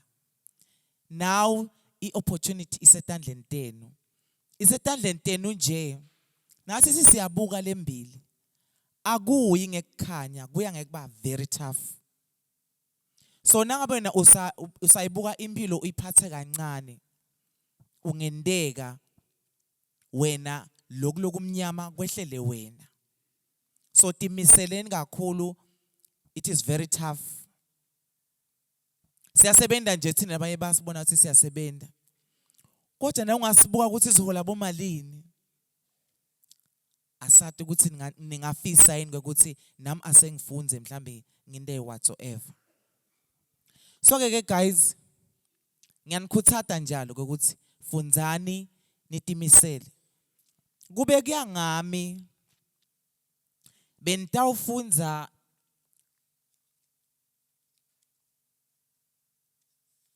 nende ema programs sengiyadisholo lokho abakangithumi. Kube bekuyangami bentawufunza nende ema programs la flexible enough kokuthi wena ukhone kuticasha. Because lega white collar job njengoba solo nabothishela nje bakhona abahledile lapha ngemuva lapho. Solo bangcingcizela lokho ukuthi funzani into ofunza niphinze niye university nanibuye university nibuye ningene line nifune ini umsebenzi. Yet kahle imisebenzi seyifiphane kakhulu. So lapha nje mina ngitsithe nje angiba photocopy labazalwane balela ngiyakhona. Ngiphethena kulokuthiwa i-priority list. Starting from this year up until 2027.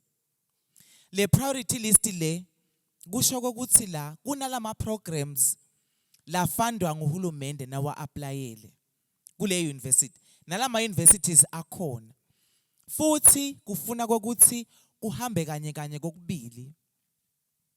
Nawubuka la ukhanze ukuthi wena ufuna kwenda i-law ngiyabekisa nangabe ikhona.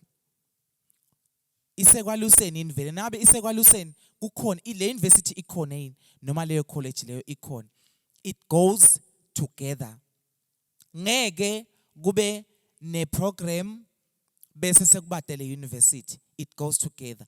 Konke kula lapha kunana le website lapho khona nasekufika isikhathi sakho sek-apply uvele uloge in ucreate your own profile nyane then bese soya-uploada ema results akho. U-uploada ngalabo best kokuthi wena best wakho ngubani. Basiteke sinitshele ukuthi kusukela this year kuya phambili if you wenda i-degree program ema point akho now bala your best 5 kufuna ukuthi lama point akho aqale ku-30 aye etulo.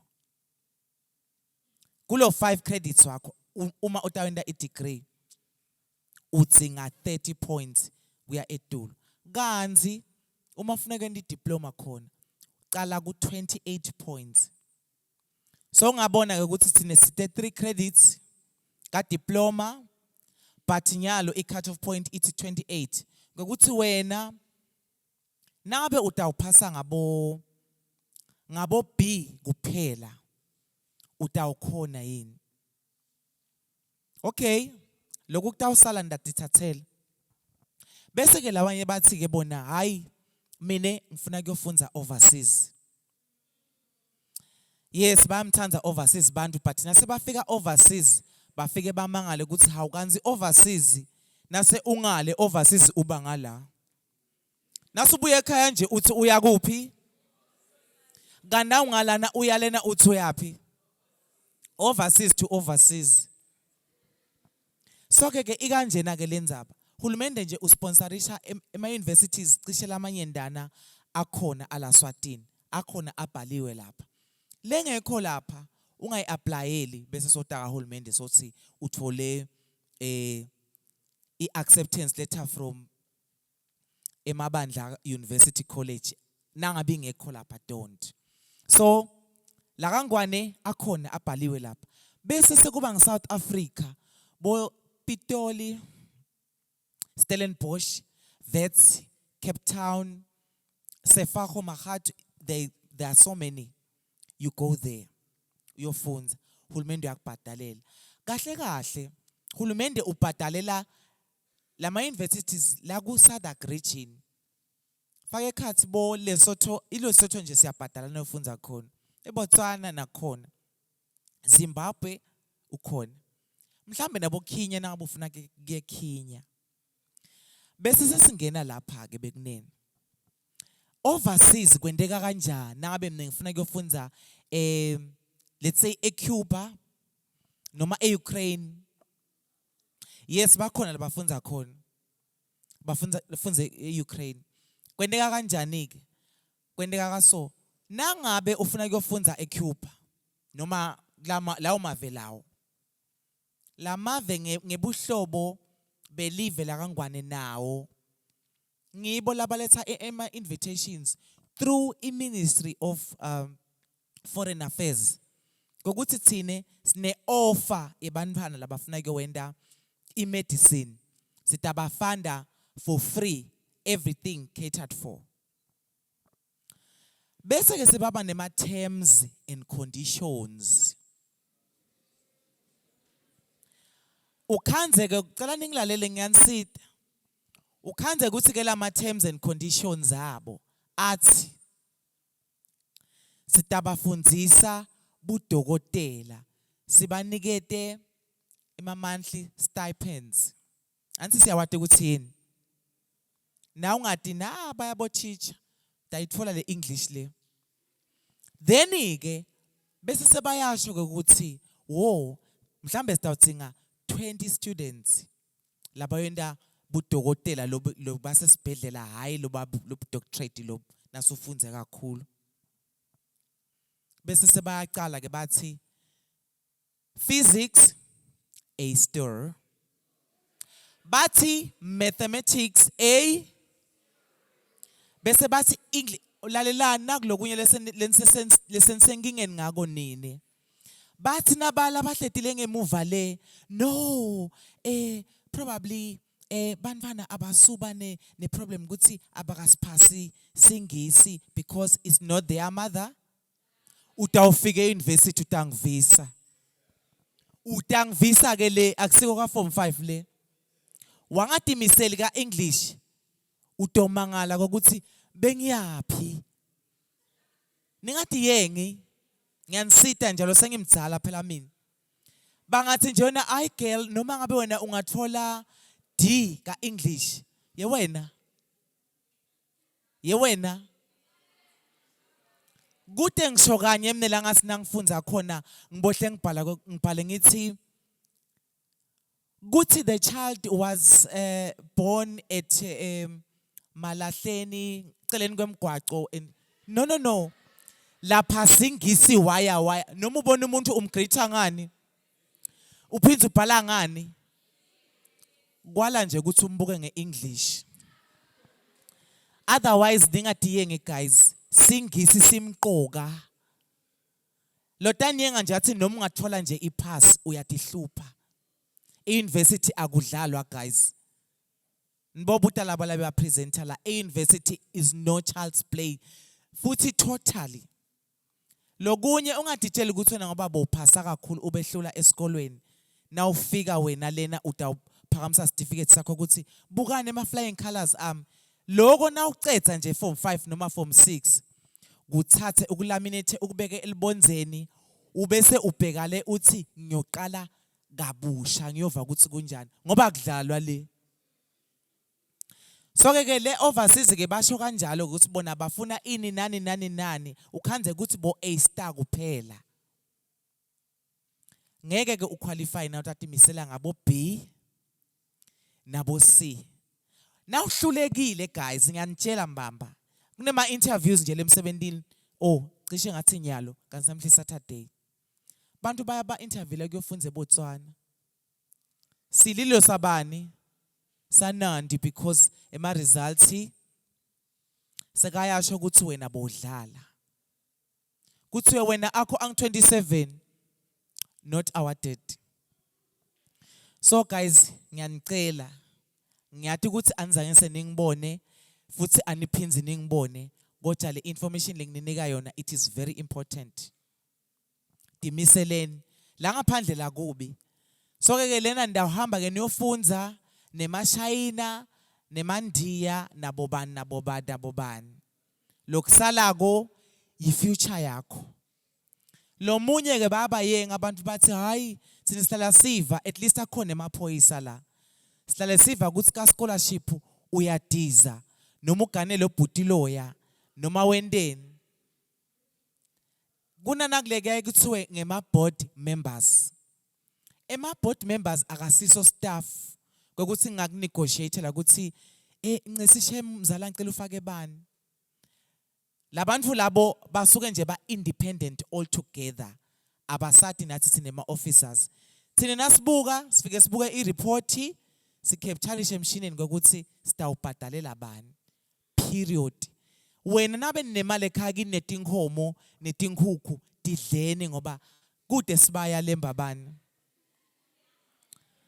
So guys please senginijelile ukuthi i-cut off point iqala ku-30 nangabe uyewenda i-degree program until kuna naku ke lokubuhlungu lokuzivelele ngiyagcina manje lokuzivelele kulamalanga lawa since kube nabo covid nabobani wase hulumende ubona ukuthi asathi ukuthi bekwende kanjani lapha emuva but bantwana bese baphasa lokumangalisa umhlaba wonke baphase kakhulu bantwana sithi sithine hawu nyalo ngecovid yo but akunenzaba wase hulumende so introduce naku for okwesikhashana wa introduce naku lekuthiwa i-means testing kusho ukuthini ke lokho kusho ukuthi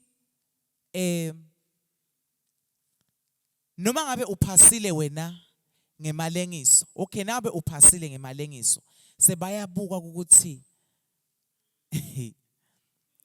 wena wabhala kuthini now apply ngoba sek-apply online kwaze kwathi done kwaze nje kwathi done ekugcineni kukuniketa i-reference number wena ukuthi sowucedzile ku-apply nasufika wena e-boardroom bathi unaye umtali makwami wafa bavele babuke la mshineni bathi wena wabhala ukuthi makwakho ukhona futhi makwakho wafunza une-degree futhi makwakho wafunza une-masters mhlambe usebenta ka-SRA kanti wena sokuqala emangale uthi wena makwakho wafa so utena gogo lomcelile lushuqule iduku lelinzima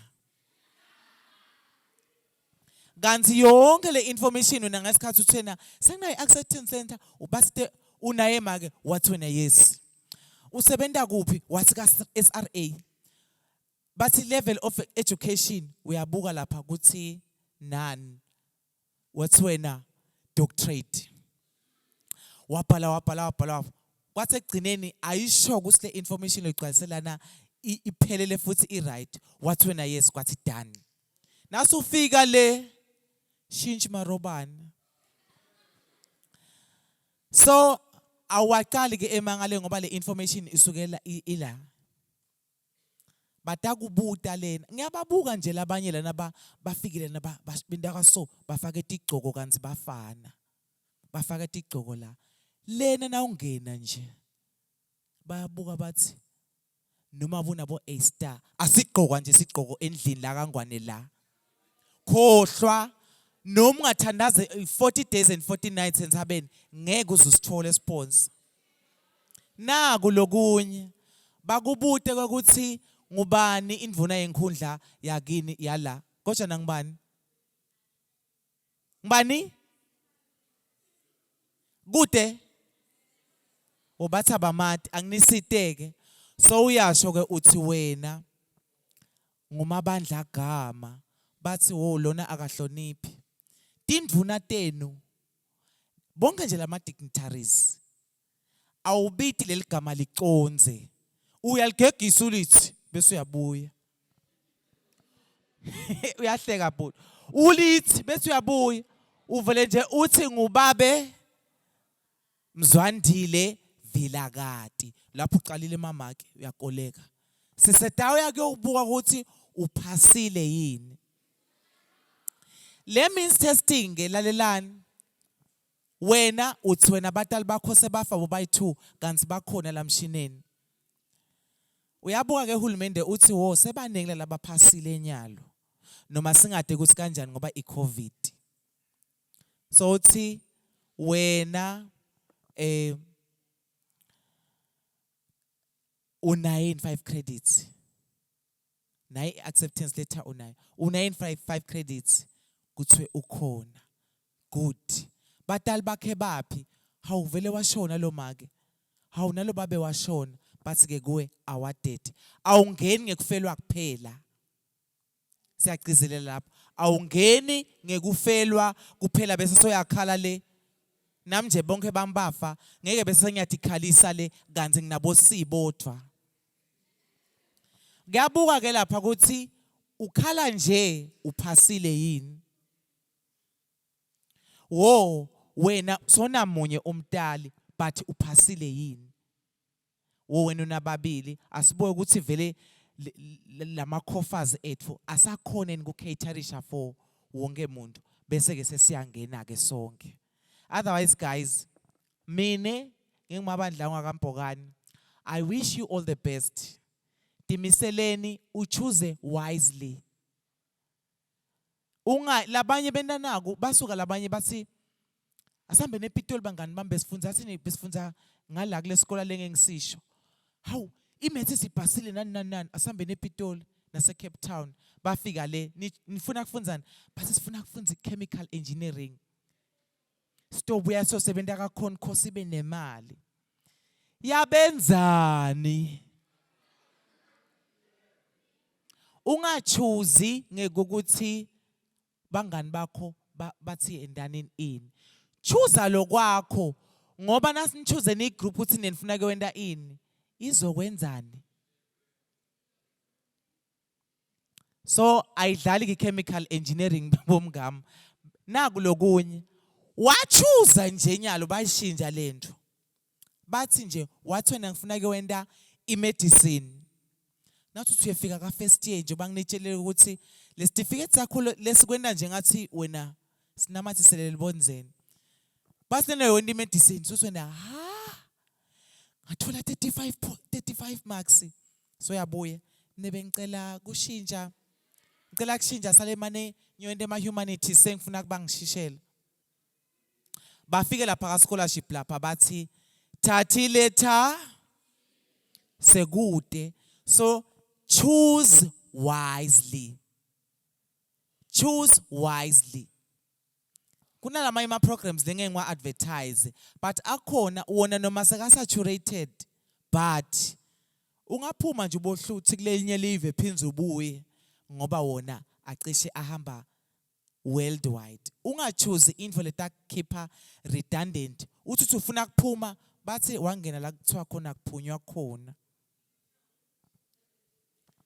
choose wisely bakhona nje labanye labahleka ko labadzala bangena lapho khona kuthiwa akuphunywa khona noma ungathi uso end up dokotela akuphunywa ungathi wenda masters akuphunywa ye wena choose wisely guys thank you so much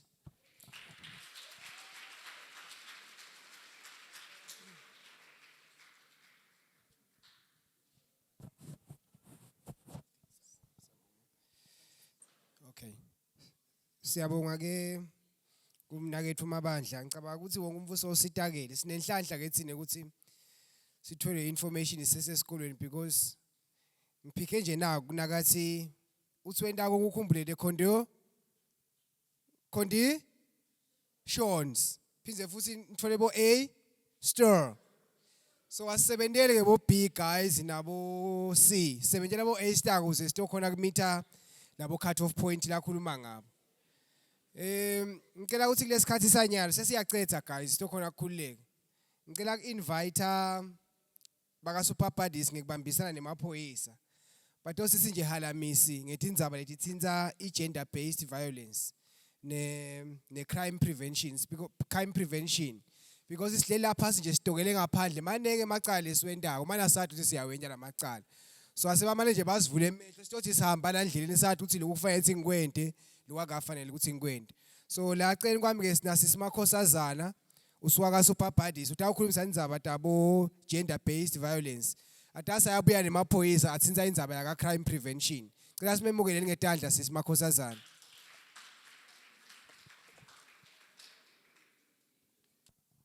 Sanibonani ninjani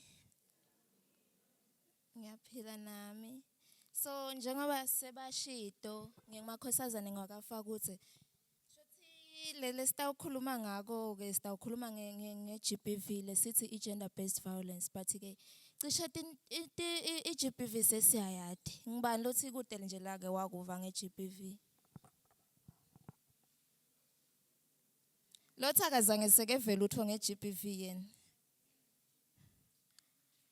Okay, shothi kuba bede kwetandla ke kusho kona ukuthi khwale lesikwatiko noma sinelwati loluthite loluncane mayelana ne-GBV. So lengita ukukhuluma nje nami namhla sitawukhumbutana lapha nalapha kokuthi kahle kahle yini le-GBV. Then kunamake lotawuchubeka naye. Asithi nje athashe lapha nalapha nge-GBV naye ne crime prevention njengoba sibona ke kuma programs ethu. So sithi ke i-GBV yini i-GBV i-gender based violence. Okay, singachaza ngekweukuthi ngalesi Swati singasho ukuthi ludlame lolubhekiswe ebulilini thite kungaba nguloyo wesilisa noma wesifazane niyevamos ngiko sithi i-GBV gender based violence. So i-GBV eminyakeni lendlulile sibonile kakhulu ukuthi beyenteka kakhulu la emakhaya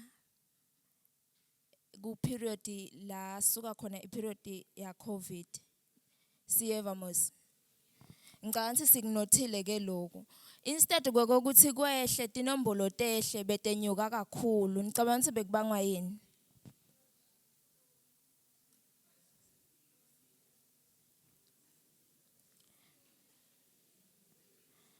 sicabanga ukuthi bekubangwa yini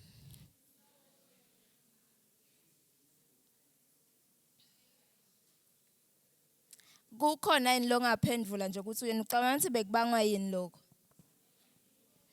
nasandla ngala akukhulume nje kakhulu ngosiyami umbhobho ungala kuphela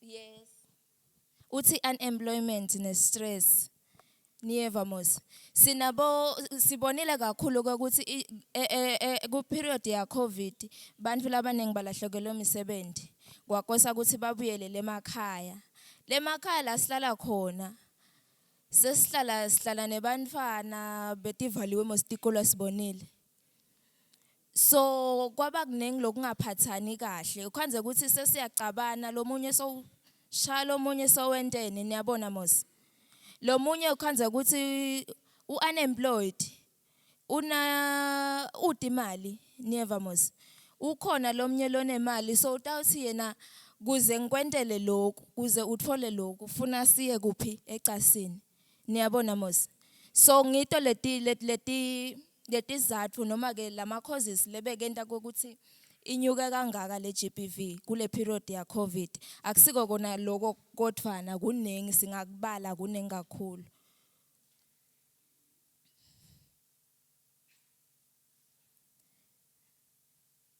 okay siyati mos ukuthi i-gender based violence ihlukene njengoba sesibalile sesishito i-gender based violence ihlukene kune physical nakulesithi i-physical violence noma i-physical abuse ngihleti namakele ekhaya noma ngihleti na anti lekhaya uyangithuma noma so sesicabene ngiyabekisa sengiva ngikombo ngengcwembe la niyabona mos so lokho sithi ngile physical violence lo muntu so jika something la kuwe lesithi hitting noma slapping never mos yes so kuna sexual violence siyayati mostly siye sithi i-rape then kuna ngitawufaka forced marriages youth sinebatali lemakhaya lokhanze ukuthi kunema conditions thite noma ke timvo thite letentekalako so ukhanze ukuthi ngiyakhulelwa ngingumfana ngisesesikolweni so uthi babe mina ngeke ngikhulise umfati wemuntu la ekhaya una ngaphi by that time asengibekise una 16 sekuthiwa ahamba kuphi le khabo yes la uthole khona lesisu never mos so logo it's part of gender based violence because kuyak affecta wena yebo kona awukenti kahle but kuyak affecta wena ungumfana never mos emotionally usesemncane usadzinga nekuthini ucedzele tifundvo takho so angeke ngikhulume kane noma ke kabanti ngaloko ngicabanga ukuthi tintfo letinengi siyatati mos nge-GBV bese kuba ne-sexual exploitation bese ngike ngakhuluma ngakho i-sexual exploitation ukhanza kokuthi kunemuntu uthite la ndzaweni lo lethe lisito ngiyabekisa la libulini angibekise ngayo yona i-organization yethu ngingayikhashana ngilethe lisito la ndzaweni mhlambe ngawuthini ngilethe lisito lokudla ngibekise ngentfo lesimple sengibona umfana lothite sengithi kuye kuze wena uthole lokudla lokunengi kunalo lomunye kutawufuna ukuthi siye ecasini never mos in other instances ukhanza kokuthi uyo applya asengibekise kanjalo noma uyofuna umsebenzi never mos ukhanze kokuthi kuthiwa kuze uthole lo msebenzi wena angeke siyibuke ne-CV yakho ukhanze babe phela lena lo sesikhundleni niyabona mos uthi lo babe hayi kuze wena usheshe ucashe uyabona mos nawe ukuthi umsebenzi kude vele kutawufuna siye ecasini never mos so lokho sithi yini nako sithi i-sexual exploitation which is also a kind of gender based violence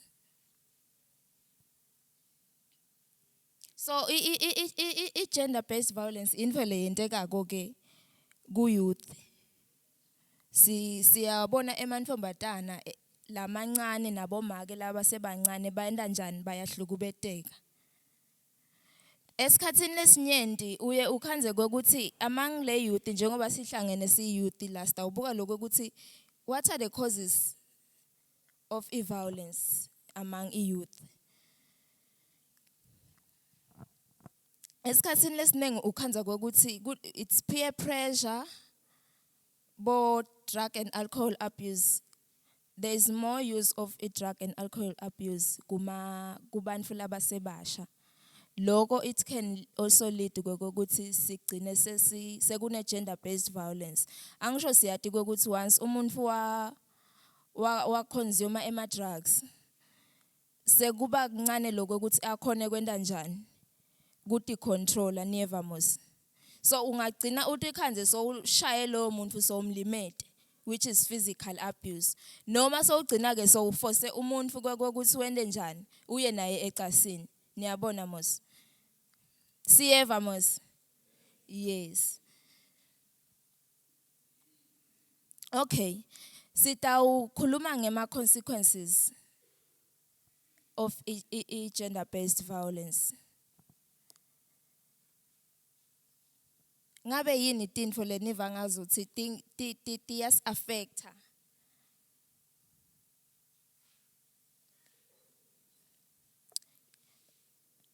Ema effects angisho kanjalo, ema effects of gender-based violence. Khona yini lesingakucabanga nje?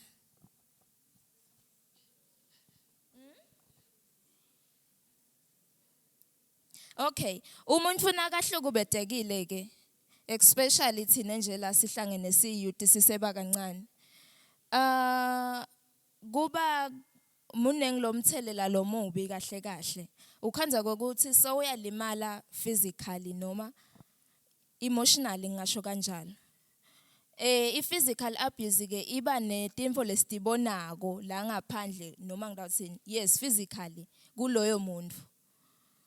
Lokho kungaba ngokuthi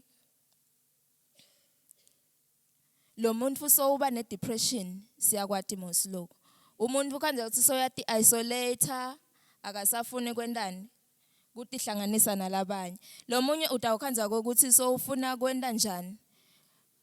So when so ufuna ukuthi bulala just because when then ube exposed to GBV never mos. Yebo. Lo munye ukhanza ukuthi labanye ukhanza ukuthi sigcina bathola ema STIs never mos. These are things we know. Siyadati sibonile. Never mos. Yes. It can also lead to unwanted pregnancies. I've been raped. Angathi nekokuthi ngirape ngibani. Sekuphuma umfana lengamati never mos. So kumcoka ke naloko ukuthi si reporte si youth. I-youth angathi lokho ukuthi kuba likhuni kuphi lokho ukuthi si report. Kuba likhuni kuphi lokho ukuthi si report nasibona lomunye ahlukubeteka la. Bomakhelwane bethu noma labo lesihlala nabo. Kuba likhuni kuphi lokuthi siye si report. Anifuni judgment. Okay, lokunye kuba ngikuphi lokunye?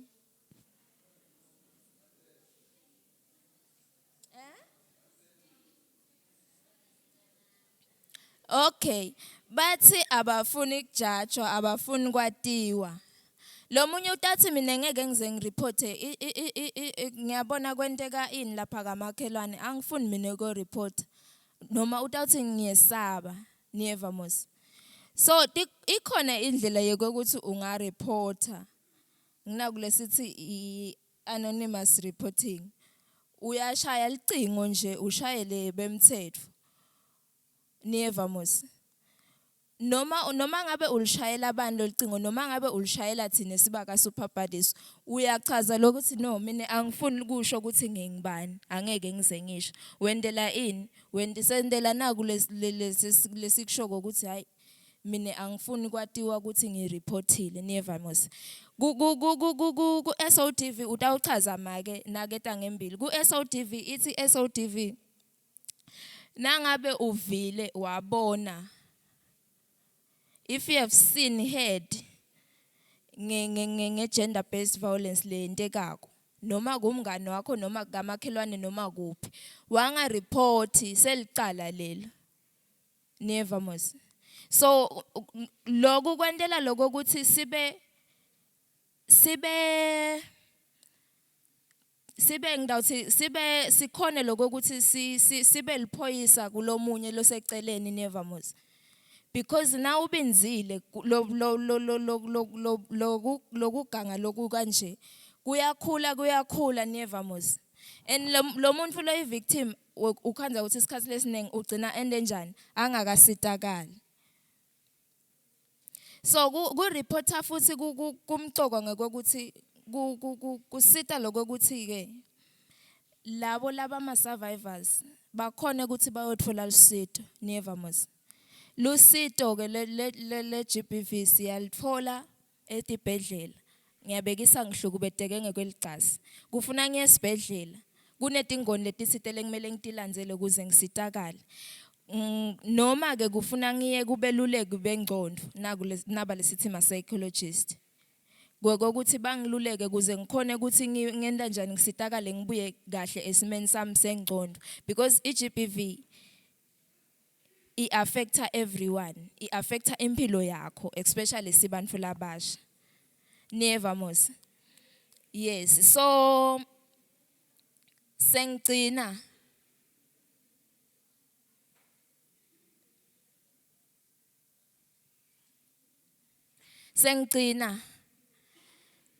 kuvikela ke iGBV si youth, preventing iGBV among youth. Kumxoko lokuthi tell someone nangabe uke waba exposed to iGBV, tell someone asikukhuthati lokuthi uhlale ubinze. Never mos. Akube khona umuntu lotawukhuluma naye usho ukuthi mine ngibhekene na 949 noma ngehlekelwe ngilesigameko lesikanje. Futhi kumxoko lokuthi siyithathe serious iGBV. Never mos. Asiyithathe serious because lo muntu lem affectako angeke igcine ngaloku affecta as umbona wena physically. Kunengilo lokwenteka within yena lesingakuboni thina. Never mos. Also, be a friend. Now ungumngani kulomfulo lacele kwakho. Uyakhona ukuthi ubhobokelane naye, uyakhona naye ukuthi akhulume nawe. Akhulume lokumdlako la ngekhathi akukhulume malula. Never mos. Yebo, so kukhona ukuthi ube approachable kulona lo lacele kwakho. Uyakhona ukuthi ugcine lo mfu loyo umsida ngale dodi indlela. So angeke ngibe muthe utawubuya make akhulume ngalokunye. Ngiyabonga.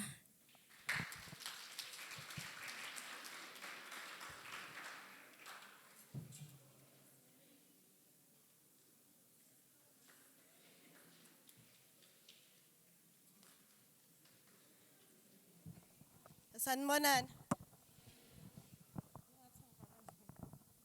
Ninjani? Ngiyaphila nami. Ngwakamafu mine ngithandazile eligama lami ngisuka la elibulini emaphoyiseni. Ngiphasi kwelitiko la Domestic Violence, Child Protection and Sexual Offences Unit.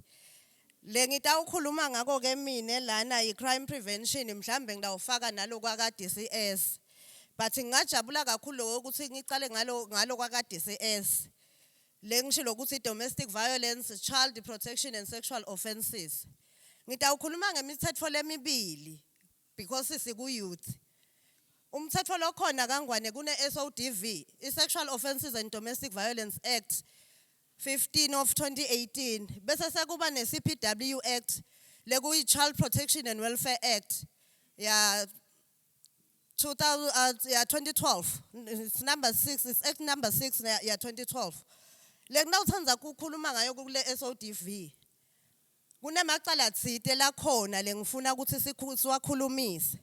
Mhlambe ngingakanzi because simake silafa ukuthi sokhulumile mhlambe ngeGBV. Kule SODV njengoba ngishilo ukuthi kucala kube ne-sexual offences bese sekuba ne-domestic violence. Ngitawuthatha ngidawucaphuna emacala ngala ka-sexual offences ngiphinde ngicaphune emacala angale ka-domestic violence. Emacala mhlambe lesiwabonile ethini la silubuli sisebenta phasi kwenkundla yaselibulini. La ngala sexual offences nangale ka-domestic violence. Mhlambe ngingaqala ngekuchaza ukuthi why balethe i-SODV.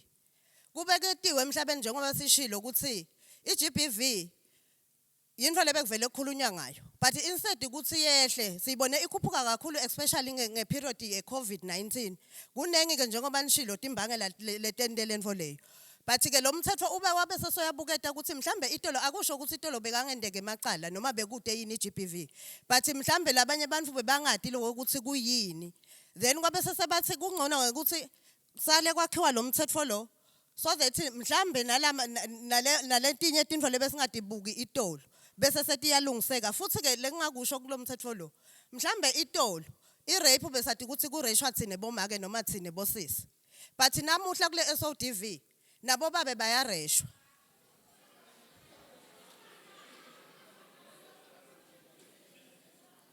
Anati.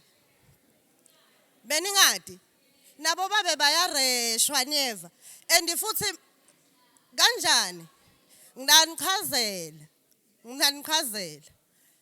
Futhi ke lokunye lekufuna sikubuke ke kulomthetho lokhona we-SODV.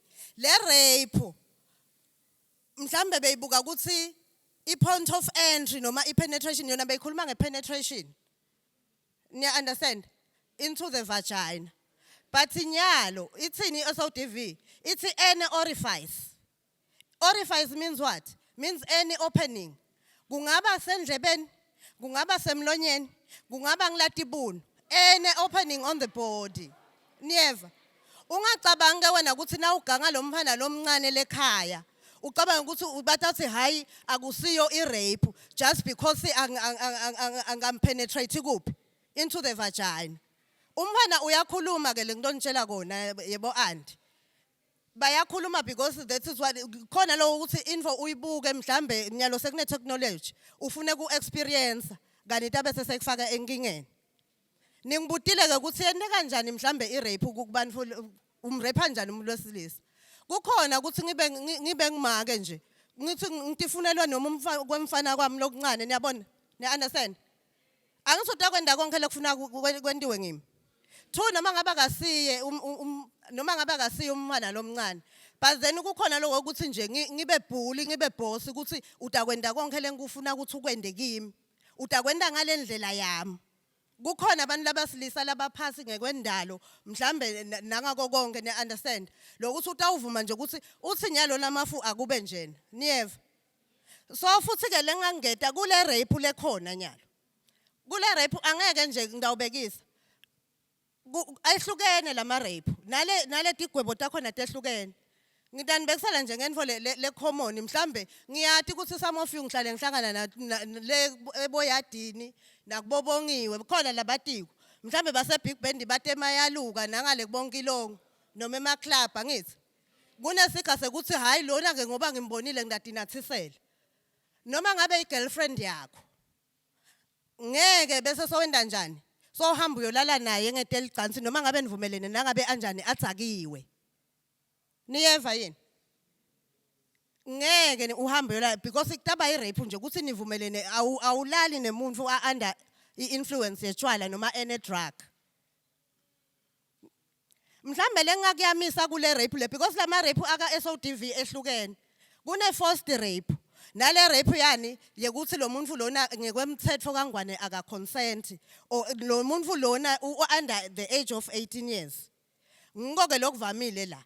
Kule age group yethu lesila kuthi ngina boyfriend wami angithi ngiboyfriend wami senda konke lefanele sikwenda angithi but nini bese senendani ukhanze ukuthi nigcina nenda njani niba intimate kuba ne sexual encounter kuleyo rape leyo la kule SODV ingena as rape niyeva yini so kufuna nikucaphele because leyo i-reportwa yini i-reportwa i-guardian inga-reportwa nangumntali inga-reportwa futhi nang-ene concerned citizen niyeva mos because kuyini kuyi-abuse lokho ukuthi noma ngabe ungirlfriend wami ungiboyfriend wami but nini nisengaphasi kweminyaka lengu-18 you don't consent to ini i-sexual intercourse niyangiva yini wabe sothi anisabudi kakhulu niyangiva because once wa-reporta lo mntali ngidawenda lonke mina liphenyo lami and ngifuna nilalelisise shembobhuti because in most cases nihamba niyi-2 but kugcinwe kuboshwe bani munye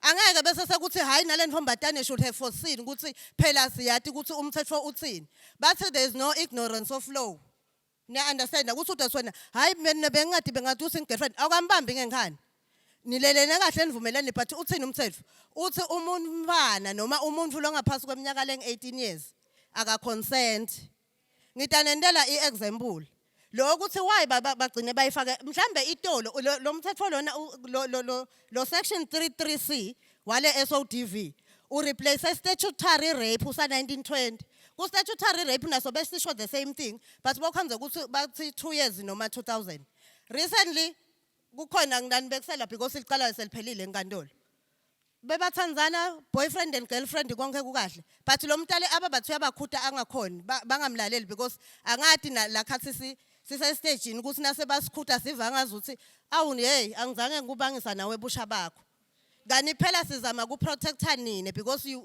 sifuna ukuthini nibe ne bright future guess ukuthi sentencing yathini sentence yalo muntu loyo yathi 9 years without an option of a fine bekumnanzi lo lomunye aqhubeka uyaqhubeka nesikolo but lo lomunye sokuphi sosejele and ngicela kunikhokha kunangumkhuba ukuthi because siyathi ukuthi iCPW Act ithi umfana lo nangabe you are below the age of 18 years angeke ngikubophe noma kanjani akusho ukuthi kodwa angeke ngikubophe ngidakufaka estocksini but istock kutaba yini kutaba yi last result niya understand ningaditsheli ko lokuthi hayi mina ngingumfana ngisangafika 18 years ngidawuthi nangento ebucala bese angisaboshwa uyaboshwa kuyalandzelwa le process leshiwo ngile CPW kuthi kufuna ngiyise ka social welfare funa uhambe nemntali noma ne guardian but kukhona lapho nangabe sekuma extremes lokuganga kwakho noma whatever lo yokwentako lokuphula umthetho alapha ta recommenda khona social welfare kuthi no this one for her or his safety nangendlela lenta ngayo salumfaka estocksini mingiteke mina stock isisebanifana lapha eShanje nalo wenda imeda nalo rephile ngihlukanisa nje mina ngebulili ukuthi this is a male this is a female ngeke ke ngibafaka endawonye because in as much as le act ithi akube khona these facilities lapho khona ngizokwati ukuthi ngihlukanise banifana but ke knowing I situation ye live ngetindzaba tetimali sikusanga kendiwa la ngoma facilities la so nakathi social welfare I recommend ukuthi cha asomgcine ngalapho vele utawungena nanangilobulele lapha estocksini utawungena nanangilorephile we understand so azame ngathi tonke indlela ukuthi singakwendi info letawenda kanjani letasifaka ukuthi sigcine siboshiwe futhi singabi nalokuthi angeke mina ngiboshwe because mina umthetho uthi I'm still under the age of 18 years so angeke ngidawusuka ekhaya kuyadependa ukuthi usuke wendeni na usuka ekhaya nisangiva all right ngitawuchubeka mhlambe ngikhulume ngale ngelo kanjani ngedomestic violence ngidawufuna ukukhuluma kakhulu ngeemotional abuse ngiyanicela ngiyanincusa baba ngathi kunesandla kuba ukhuluma ngomdlalo ukuthi uyaboshwa lo ngaphambi kokuboshwa lo ngiyabona ukuthi inkinga ngiyakho njengoba ngiqalisile nalo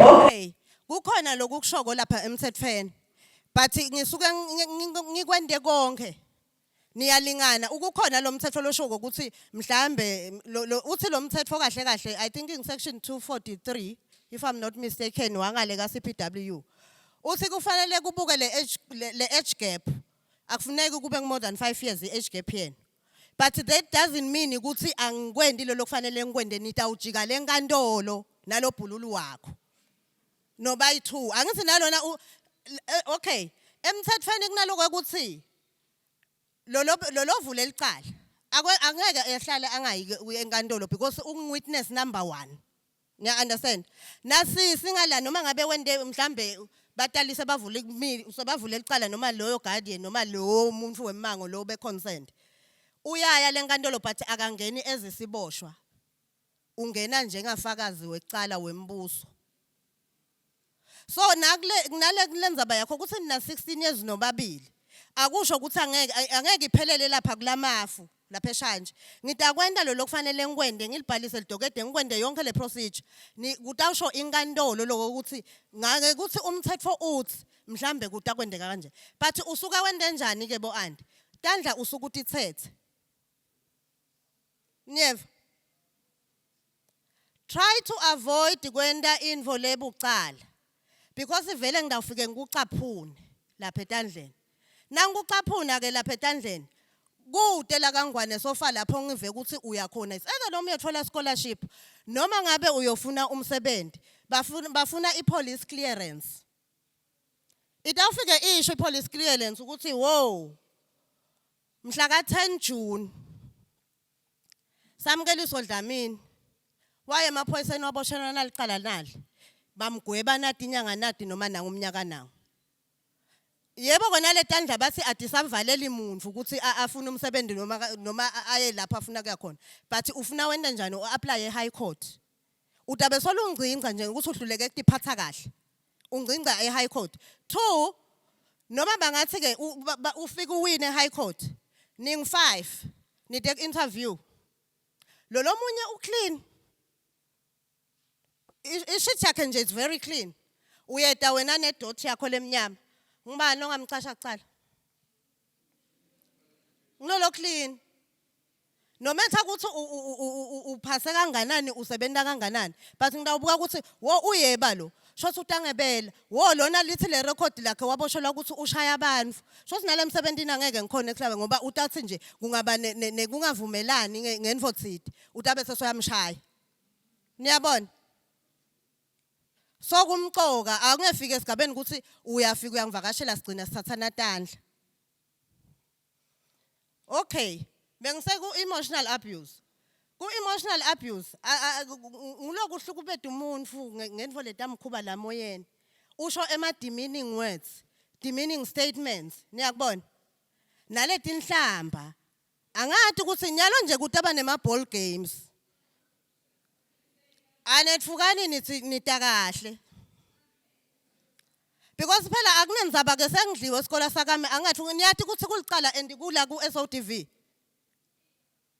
Niyeva lokuthi nje upheka uhlukubede umuntu upheka umchwensa wena ngekuthi nalesikolweni nibanako lokuthi nibhulishe labanye bantwana. Niyathi ukuthi akusikahle bo andi. Because lo munye umfana ugcina yeke lesikolo. Lo munye ugcina atibulele. Utawuva kunjani wena ukuthi uyatibani wayeke lesikolo ukuthi bebambhulisha benimbulisha noma benimhlukubeda ngekwemoya ukuthi nimchwense ngayo yonke indlela leningamchwensa ngayo. Nibokwathi ukuthi nani kwenda lokho kulicala niyeva. So ngaso sonke isikhathi asicaphele yenda info lo tawujabula ukuthi bayende kuwe niyeva yini bo andi. Asiyekele kuchwensana nangabe ekhaya kithi siphuwa akusho ukuthi ufuna bese songichwensa ngaloko angeke ngikutshintshe but lokuthi ngifunzela ukuthi ngitshintshe lesimo sasekhaya futhi asiyekelana ngekuchwensana ngani ngemitimba yethu. Niyeva kambe nginjena nje nangabe nginesisu lesikhulu nginejojo tank yami nje iyangichaza mina. Niya understand akude ke umuntu lofuna bese songichwensa ngejojo tank yami. Niyeva ebo andi asiyekele kulokuchwensana ke. Mhlambe ke sengidawuvala ngoba isikhathi sincane. Ngikhuluma ngetindzaba tabo labo crime prevention. Nkosi yami siyacela siyanxusa. Aseniyekele lokusebenzisa tidzakamiva. Ngiyathi nje namhla iSaturday lokho nje sesiyanibambelela nje lokusi la. Lamanye ngidathi ngisaphathola ngidabakhanza lapha kabongiwe enhla. Lamanye ngidabakhanza ejoyela. Because kunengi lo lokwentekako lakhathi seninathe tshwala senibhema insangu niyeva yini bo andi manengi lamacala leni bese seniyawathi njengoba ngishilo ukuthi ngeke besothi yathi bengidzakiwe kuthi excuse ukuthi bodzakiwe uyaboshwa nje because ugcina udlwengilile ugcina ungena etindlini tebantu ugcekezile nalowo ukuthi ke latikolweni siyathi nyalo sebenzisa itechnology sisebenzisa tincingo aseniyekele lokwebelana tincingo sengifile macala etincingo ukuthi nebelana netikolweni because once ngakuthola vele utakuya lenkantolo niyeva yini ngicabanga ukuthi ngingagcina lapho for today nangabe khona imibuto. Ngiyabonga.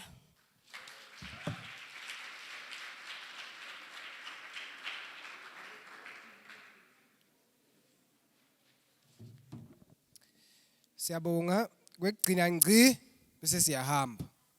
Ngicela Bhuti Thabo Magagule ete ngaphambili atosela sichubekisa nale session yekugcina. Sitokhona bese siyakhululeka. Sesitawuhamba bangani bami cha yini sibekele kwekugcina kumcwa kakhulu ke lesi singena kiko nyalo. Ngicela simemukele ngetandla Bhuti Thabo.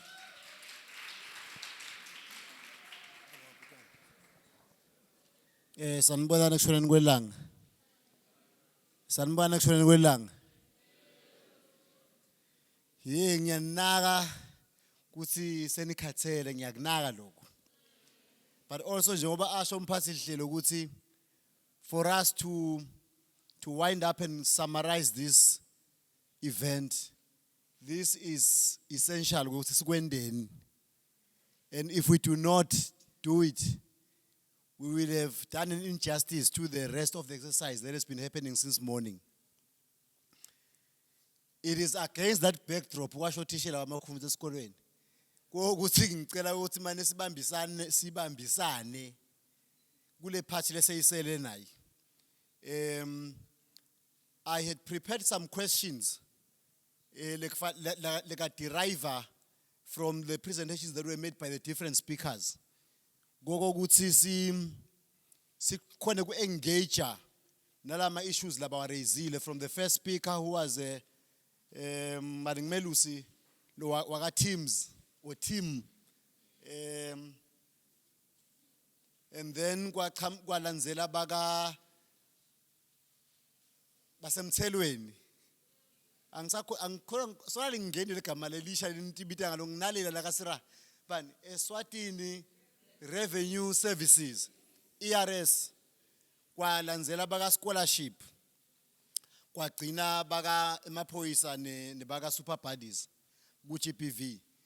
The different areas labathi khulumile ti attractor engagement in terms of issues that we are supposed to khuluma nabo ngawo.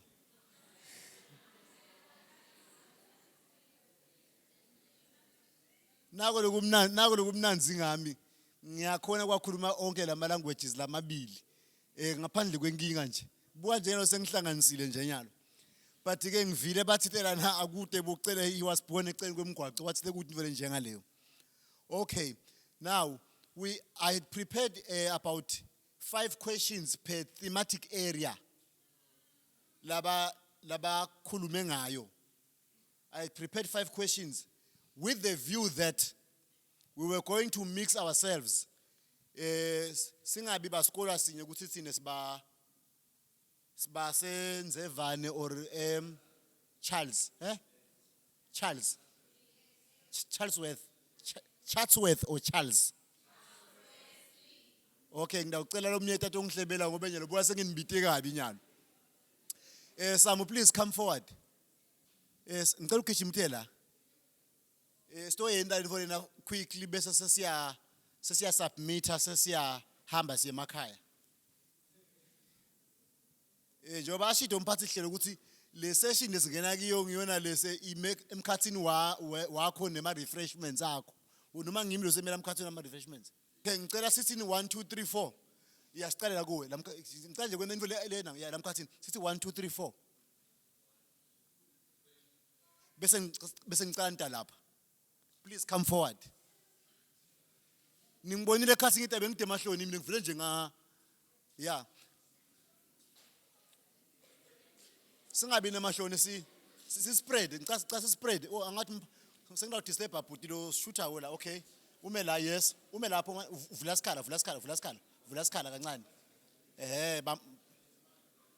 okay senda so ke sicala lapho sise 1 2 3 4 wonke lo tawuthi 1 utaya khabo 1 lo tawuthi 2 yakhabo 2 lo tawuthi 3 yakhabo 3 lo kuthi 4 yakhabo 4 asinaye 5 wo baphathi bami nkosiyami baphathi bami labahloniphekile nalabahle abathandzekako site number 5 sina 4 nje kuphela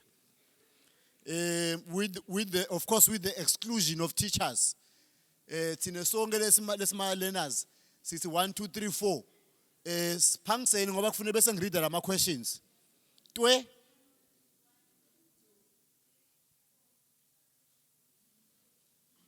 phela the next one ucala ku1 angosiyami mina ngahlambuluka ngethwana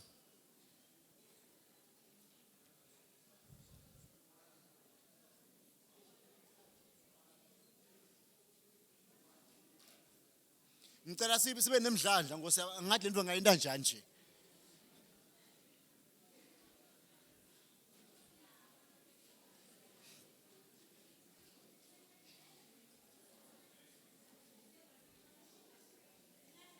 Ngahlangani spread niye maceleni nanjani niye phambili. Wo okay manini lo ake mela khona ngibani nongwani ngibani lo nakuhlangana la ngimelene nokuhlangana ngibani lo ngibani nini 4 3 2 1 ngicase leso singabuthanini sispreadeni siyele kube nje sithi labanye benu lana nina sakushaya line ngase niyale simelene nalokuhlangana uphi lana nje bona ukuhlangene la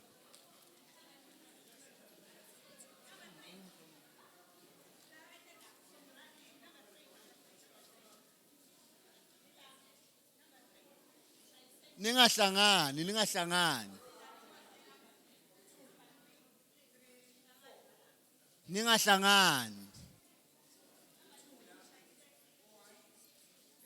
ninto ngathi nibamba umthandazo ninto esigucu ngathi nibamba umthandazo.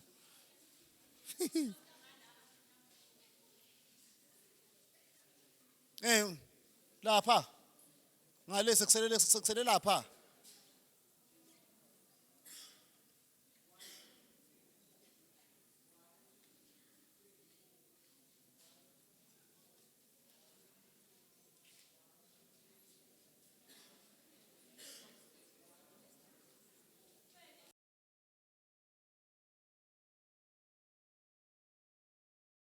English.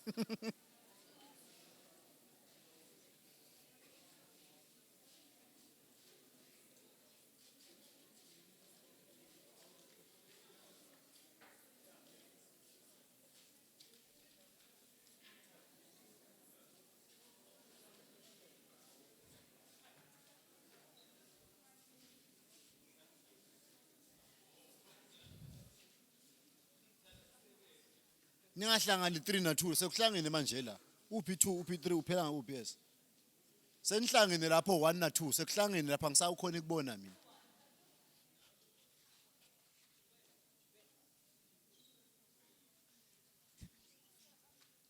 ya bo teacher vele abantu labanenhlitiyo lebeketelako. Can you imagine nje ukuthi kanjani? No, nabusiswa nganenhlitiyo siyabonga. Okay, now we are done. 1 2 3 4 so phumile. Okay, now this is what you are going to this is how you are going to engage with the exercise that has been going on since morning. There is going to be a number or a series of questions. Initially I had prepared 5 questions per thematic area, meaning per speaker I had prepared 5 questions. Questions which we are going to respond to. And it's not the yes or no kind of questions. It's the kind of questions where you are engaging with the issue and you are making recommendations about that subject area. Labayikhulumile insofar as I have posed the question to you as a group. And once you are done with the question, you quickly move on to the next question. Njoba ngishilo ukuthi ngiyacela ukuthi sisaleni sibeketelela in terms of time. I know we sidelay nge-hour long ekuqala, but then if we do not do this one, then we are making this exercise null and void, because this is what validates the rest of the presentations that were made earlier on. Okay. Sikanye kanye mos. Yes. I would have made a good teacher if I did. Now, these are the questions. Njoba senikwendile nyalo lokho ngicela ukuthi mana ngathi lokuthi tikhwama tenu tikanjani o noma sente so kuze singadisturb kunama areas lebengakahlali khona ya letikhwama tikhona tikela tikhona. Now this is how we are going to do it. Group number 1 ngicela ni move niye lapha ekhoneni lapha.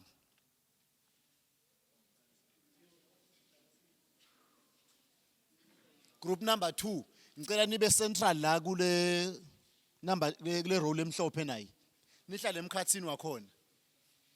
Group number 3 Ngicela nihlale lapha ngakubo teacher lapha engasekhoneni. Group number 3 yes. Ngathi niyakhona ngizama ukuthi group number 4 ngicela nibuye nihlale la ngakuna indzawo nayi. Yeah.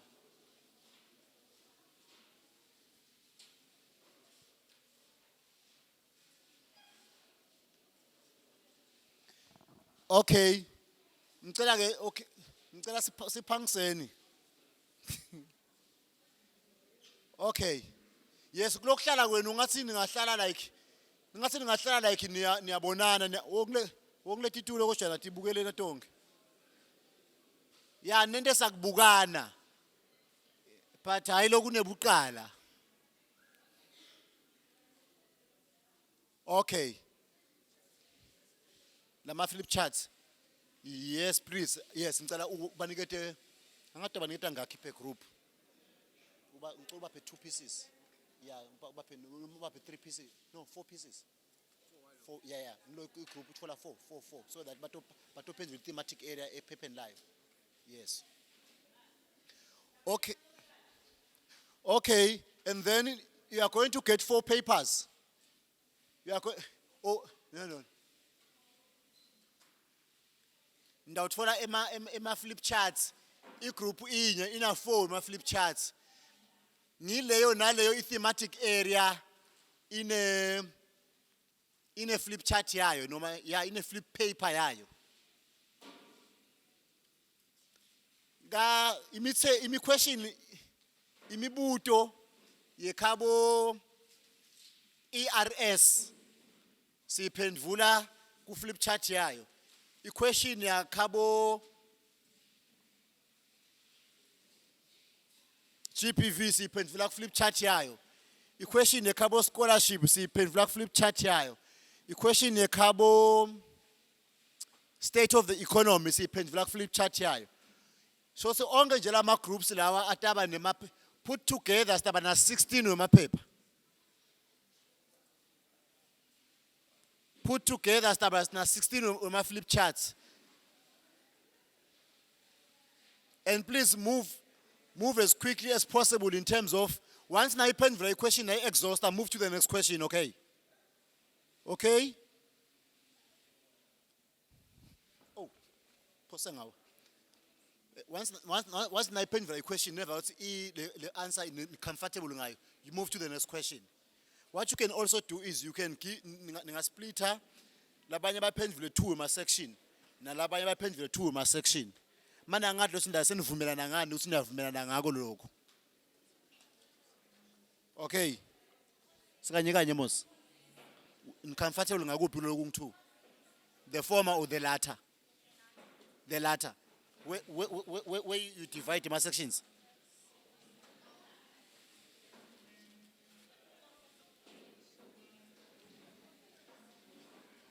Okay.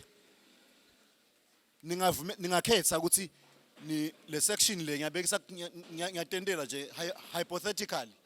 Suka lapha utela ni phendvula 1 and 2, baphendvula 3 and 4. You can also do that. But I don't know how we are going to agree. But you can do that because that will expedite the process. Okay? For instance, state of the economy questions and ERS, GPV and scholarship. Nyabegisa. You are going to agree. And then you are going to have a chairperson la. Chairperson, okay, ngwe chairperson. Ngban kamalako. Ngban chairperson ngicala volunteer. Yeah, I think you can. Thank you, chairperson. Ngban chairperson lapho. Ngban chairperson lapho. Chairperson lana ngibani? Lofuna bangusihlalo ngibani isihlalo? Okay, kufanele benesihlalo na scribe. Khona utabe abhala. Lo munye uyabhala lapho. Kithi sonke please listen to me my friends. Lo munye uyabhala la kule flip chart nomela abanye bayabhala in the event you decide that this group is going to respond to 1 and 2. This group is going to respond to 3 and 4. But in terms of chairperson, munye chairperson, kule nangizanyana, Boscribe sabataba babili nangabe you choose to split. But in terms of presenting lama nangizanyana lama responses that are presented ngumuntu munye onke ma responses and should it so happen that aka presenter lo munye lama responses ayafanana ungayi repeat uvele nje uthi as the previous speaker has said I concur sikanye kanye muzi nangabe leli paper lakho lama responses akho ayafanana wa previous speaker you just concur. Okay. Kuna scribe ngilobhalako lobhala lama-chartshots bathi abangu-2 nani-decide ukuthi ngoba sesizama ukubhala nesikhathi ukuthi singahlali isikhathi lesithi lana nangabe nithi nenda 3 and 4 lana nenda 1 and 2 but utawupresenta lamaphepha munye utaba munye noma ngabe kubhale nini engala utaba munye ngeke kufuna ubhale ukuthi lento ikhulume ukuthi noma ngabe ifunda kuphi ingathi ngiqualify. Okay, ingathi ngikucoco. Okay. I think now we can start. Now these are the questions. For number 1, for the first session.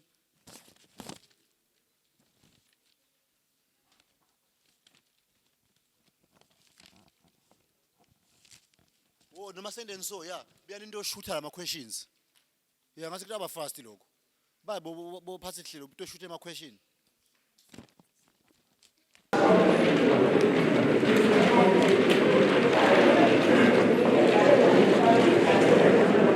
Answer number 3. By unveiling programs from outside the country into the country and be funded fully by the government. Number 4. The future can try to vote for people they know and trust to be held responsible for their community's growth and continue focusing on their standards. That's all.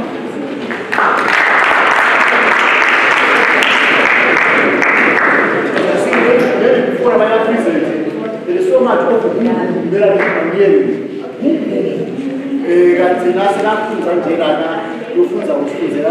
just like the presenters, these are presenters. Let's give them the respect they deserve. Okay. So number 2.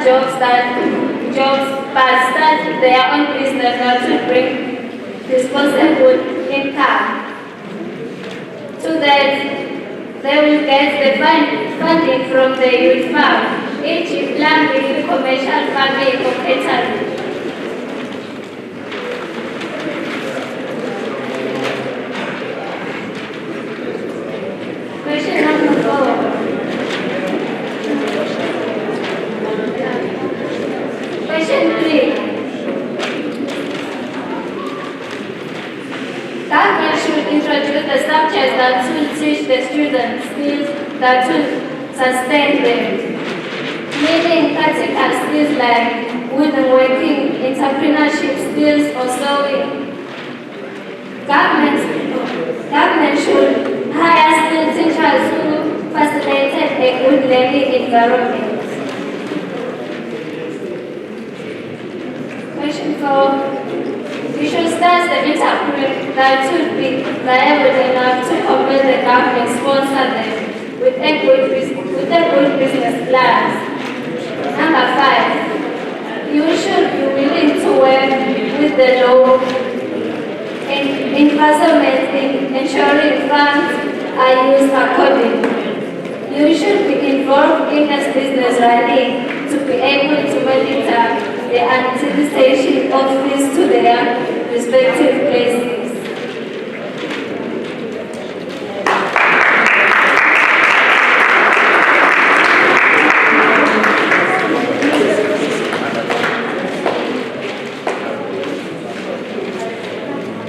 Afternoon, everyone.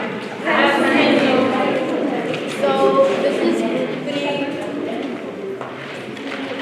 this is group 3, and we'll be presenting about the first question, which is the service delivery evenly distributed? If not, how can it be evenly distributed?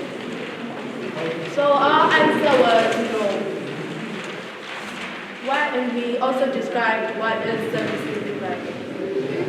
So in service delivery, we have to recognize the gap between the rural areas and urban areas by investing more in rural areas by implementing water services, electricity or gas supply, and street lighting. We all know that there is a difference between rural areas and urban areas. In rural areas, we don't usually have street lighting, we usually have a shortage of water and sometimes electricity. Most people think that because other people live in rural areas, we don't really consider them.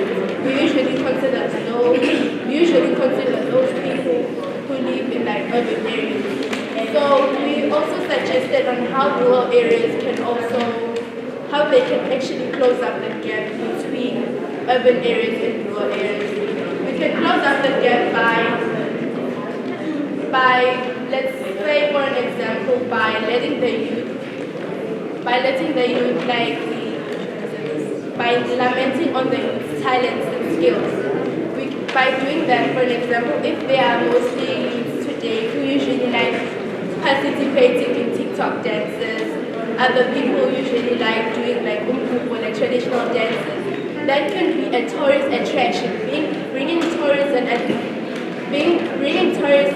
investors here to the rural areas. By doing so, a businessman who might want to invest in the rural area might actually consider building a hotel over here, whereby tourists, when they come from their different countries, can come to the rural areas and enjoy the entertainment which is provided by the state. Thank you.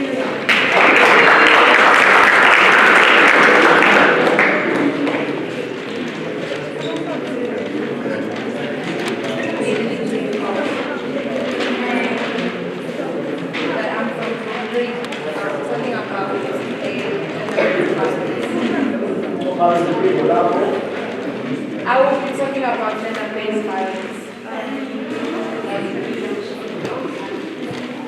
So the question on gender-based violence was what measures should be undertaken to promote or enhance reporting GBV. So the answers were establish a constant reporting schedule, work on your data visualization, centralize your data. Then question 2 was, what should girls and boys learn to prevent?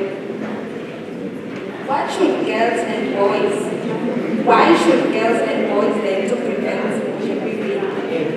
So the answer was, don't engage in any form of sexual harassment, for example, catcalling or unwanted touching.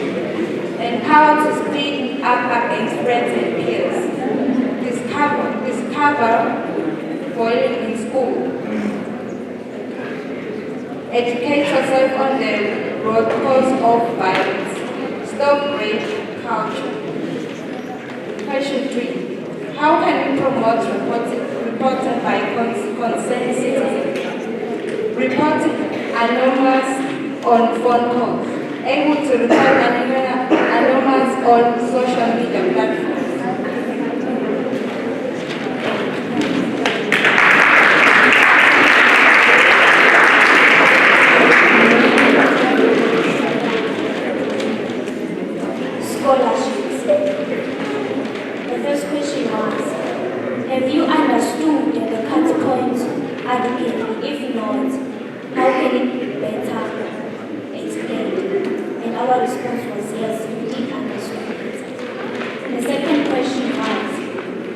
For degree, 30 points upwards, diploma, and 28 upwards with the awarding of scholarships, shrinking.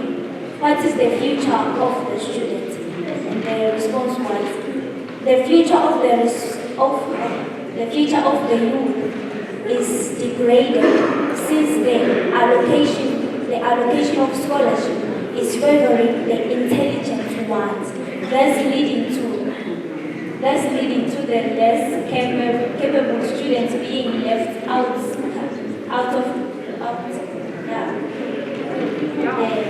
third one.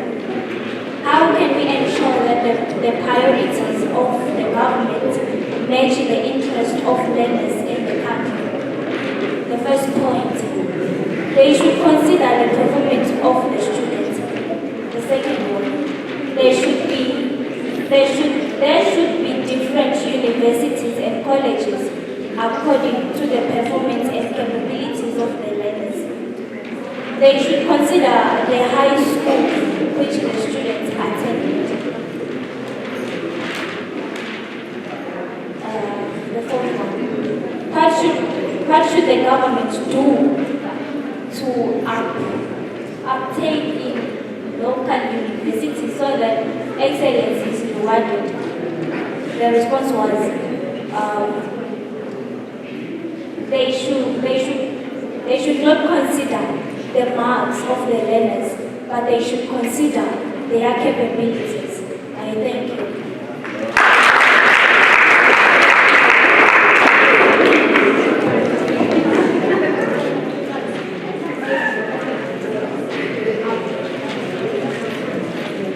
Good afternoon, ladies and gentlemen. Standing before you is the members of Group 4. The first question we're going to present on will be GBV. Firstly, what should boys and girls learn and unlearn to prevent GBV? Well, our response was, we should further educate both boys and girls on the consequences and effects of gender-based violence. Secondly, girls need to know their rights on how to report violence and reject harmful gender norms. Girls should learn to mind their language towards boys, which could provoke the boys' anger. Lastly, boys should stop thinking that they have power over girls and they can do as they please. Both boys and girls must examine their social roles and learn ways to express feelings directly and non-violently to create more meaningful and interpersonal relationships.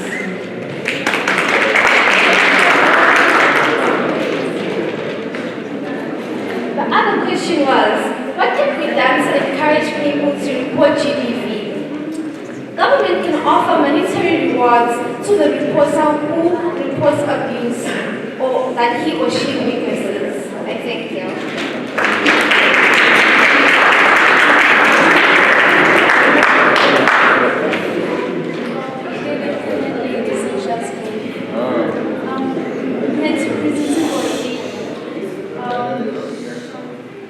About the employment. Our question was, what should be done to create employment for the 33% youth that is unemployed? Our answer was, entrepreneurship should be encouraged. As you know that entrepreneurship is a tool for the youth to start their own businesses, which encourages the self-employment. As you know that the aim of starting a business is to make a profit. Question number 2 was how to present taxation.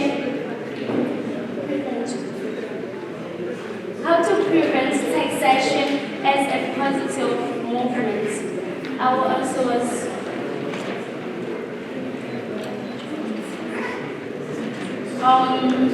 educate the country's citizens about the positions and merits of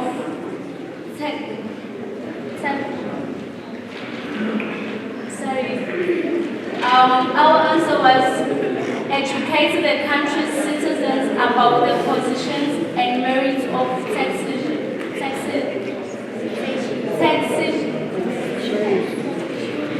taxation, sorry. Answer number 2 was make people aware that taxation is a major way of financing the government's expenditure. 2, pay elderly grants, pay school fees for orphans and vulnerable children, subsidies infants industry and subsidies infant industries.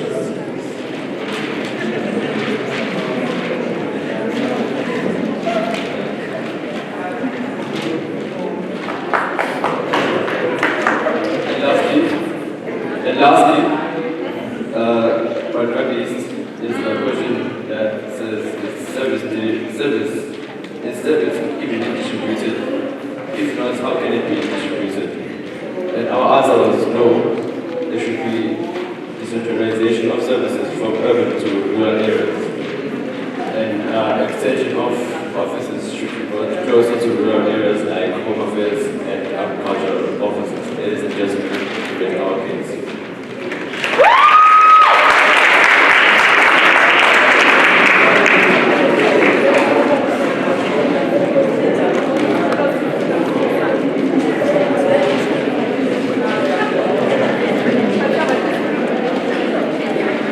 Thank you very much, wonderful presenters. Siyabonga kakhulu. Okay, what we are going to do next? By next, I don't mean today.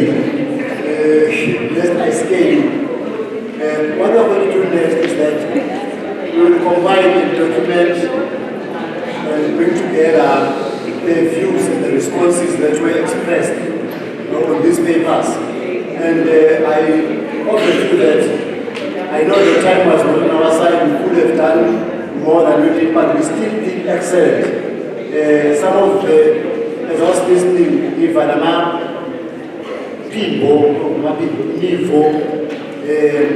I was hearing things, certain things for the first time in my life. And as a result, I could feel the sense of unity. In the code, we call it there is a lot we can glean from your brains. And as such, shining down for every time.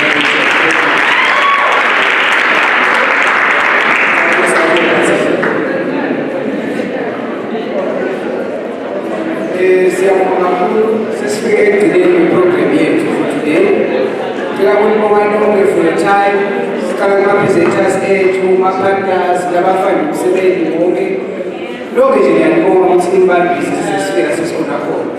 without a waste of time, without time, again outside and do celebrate refreshments.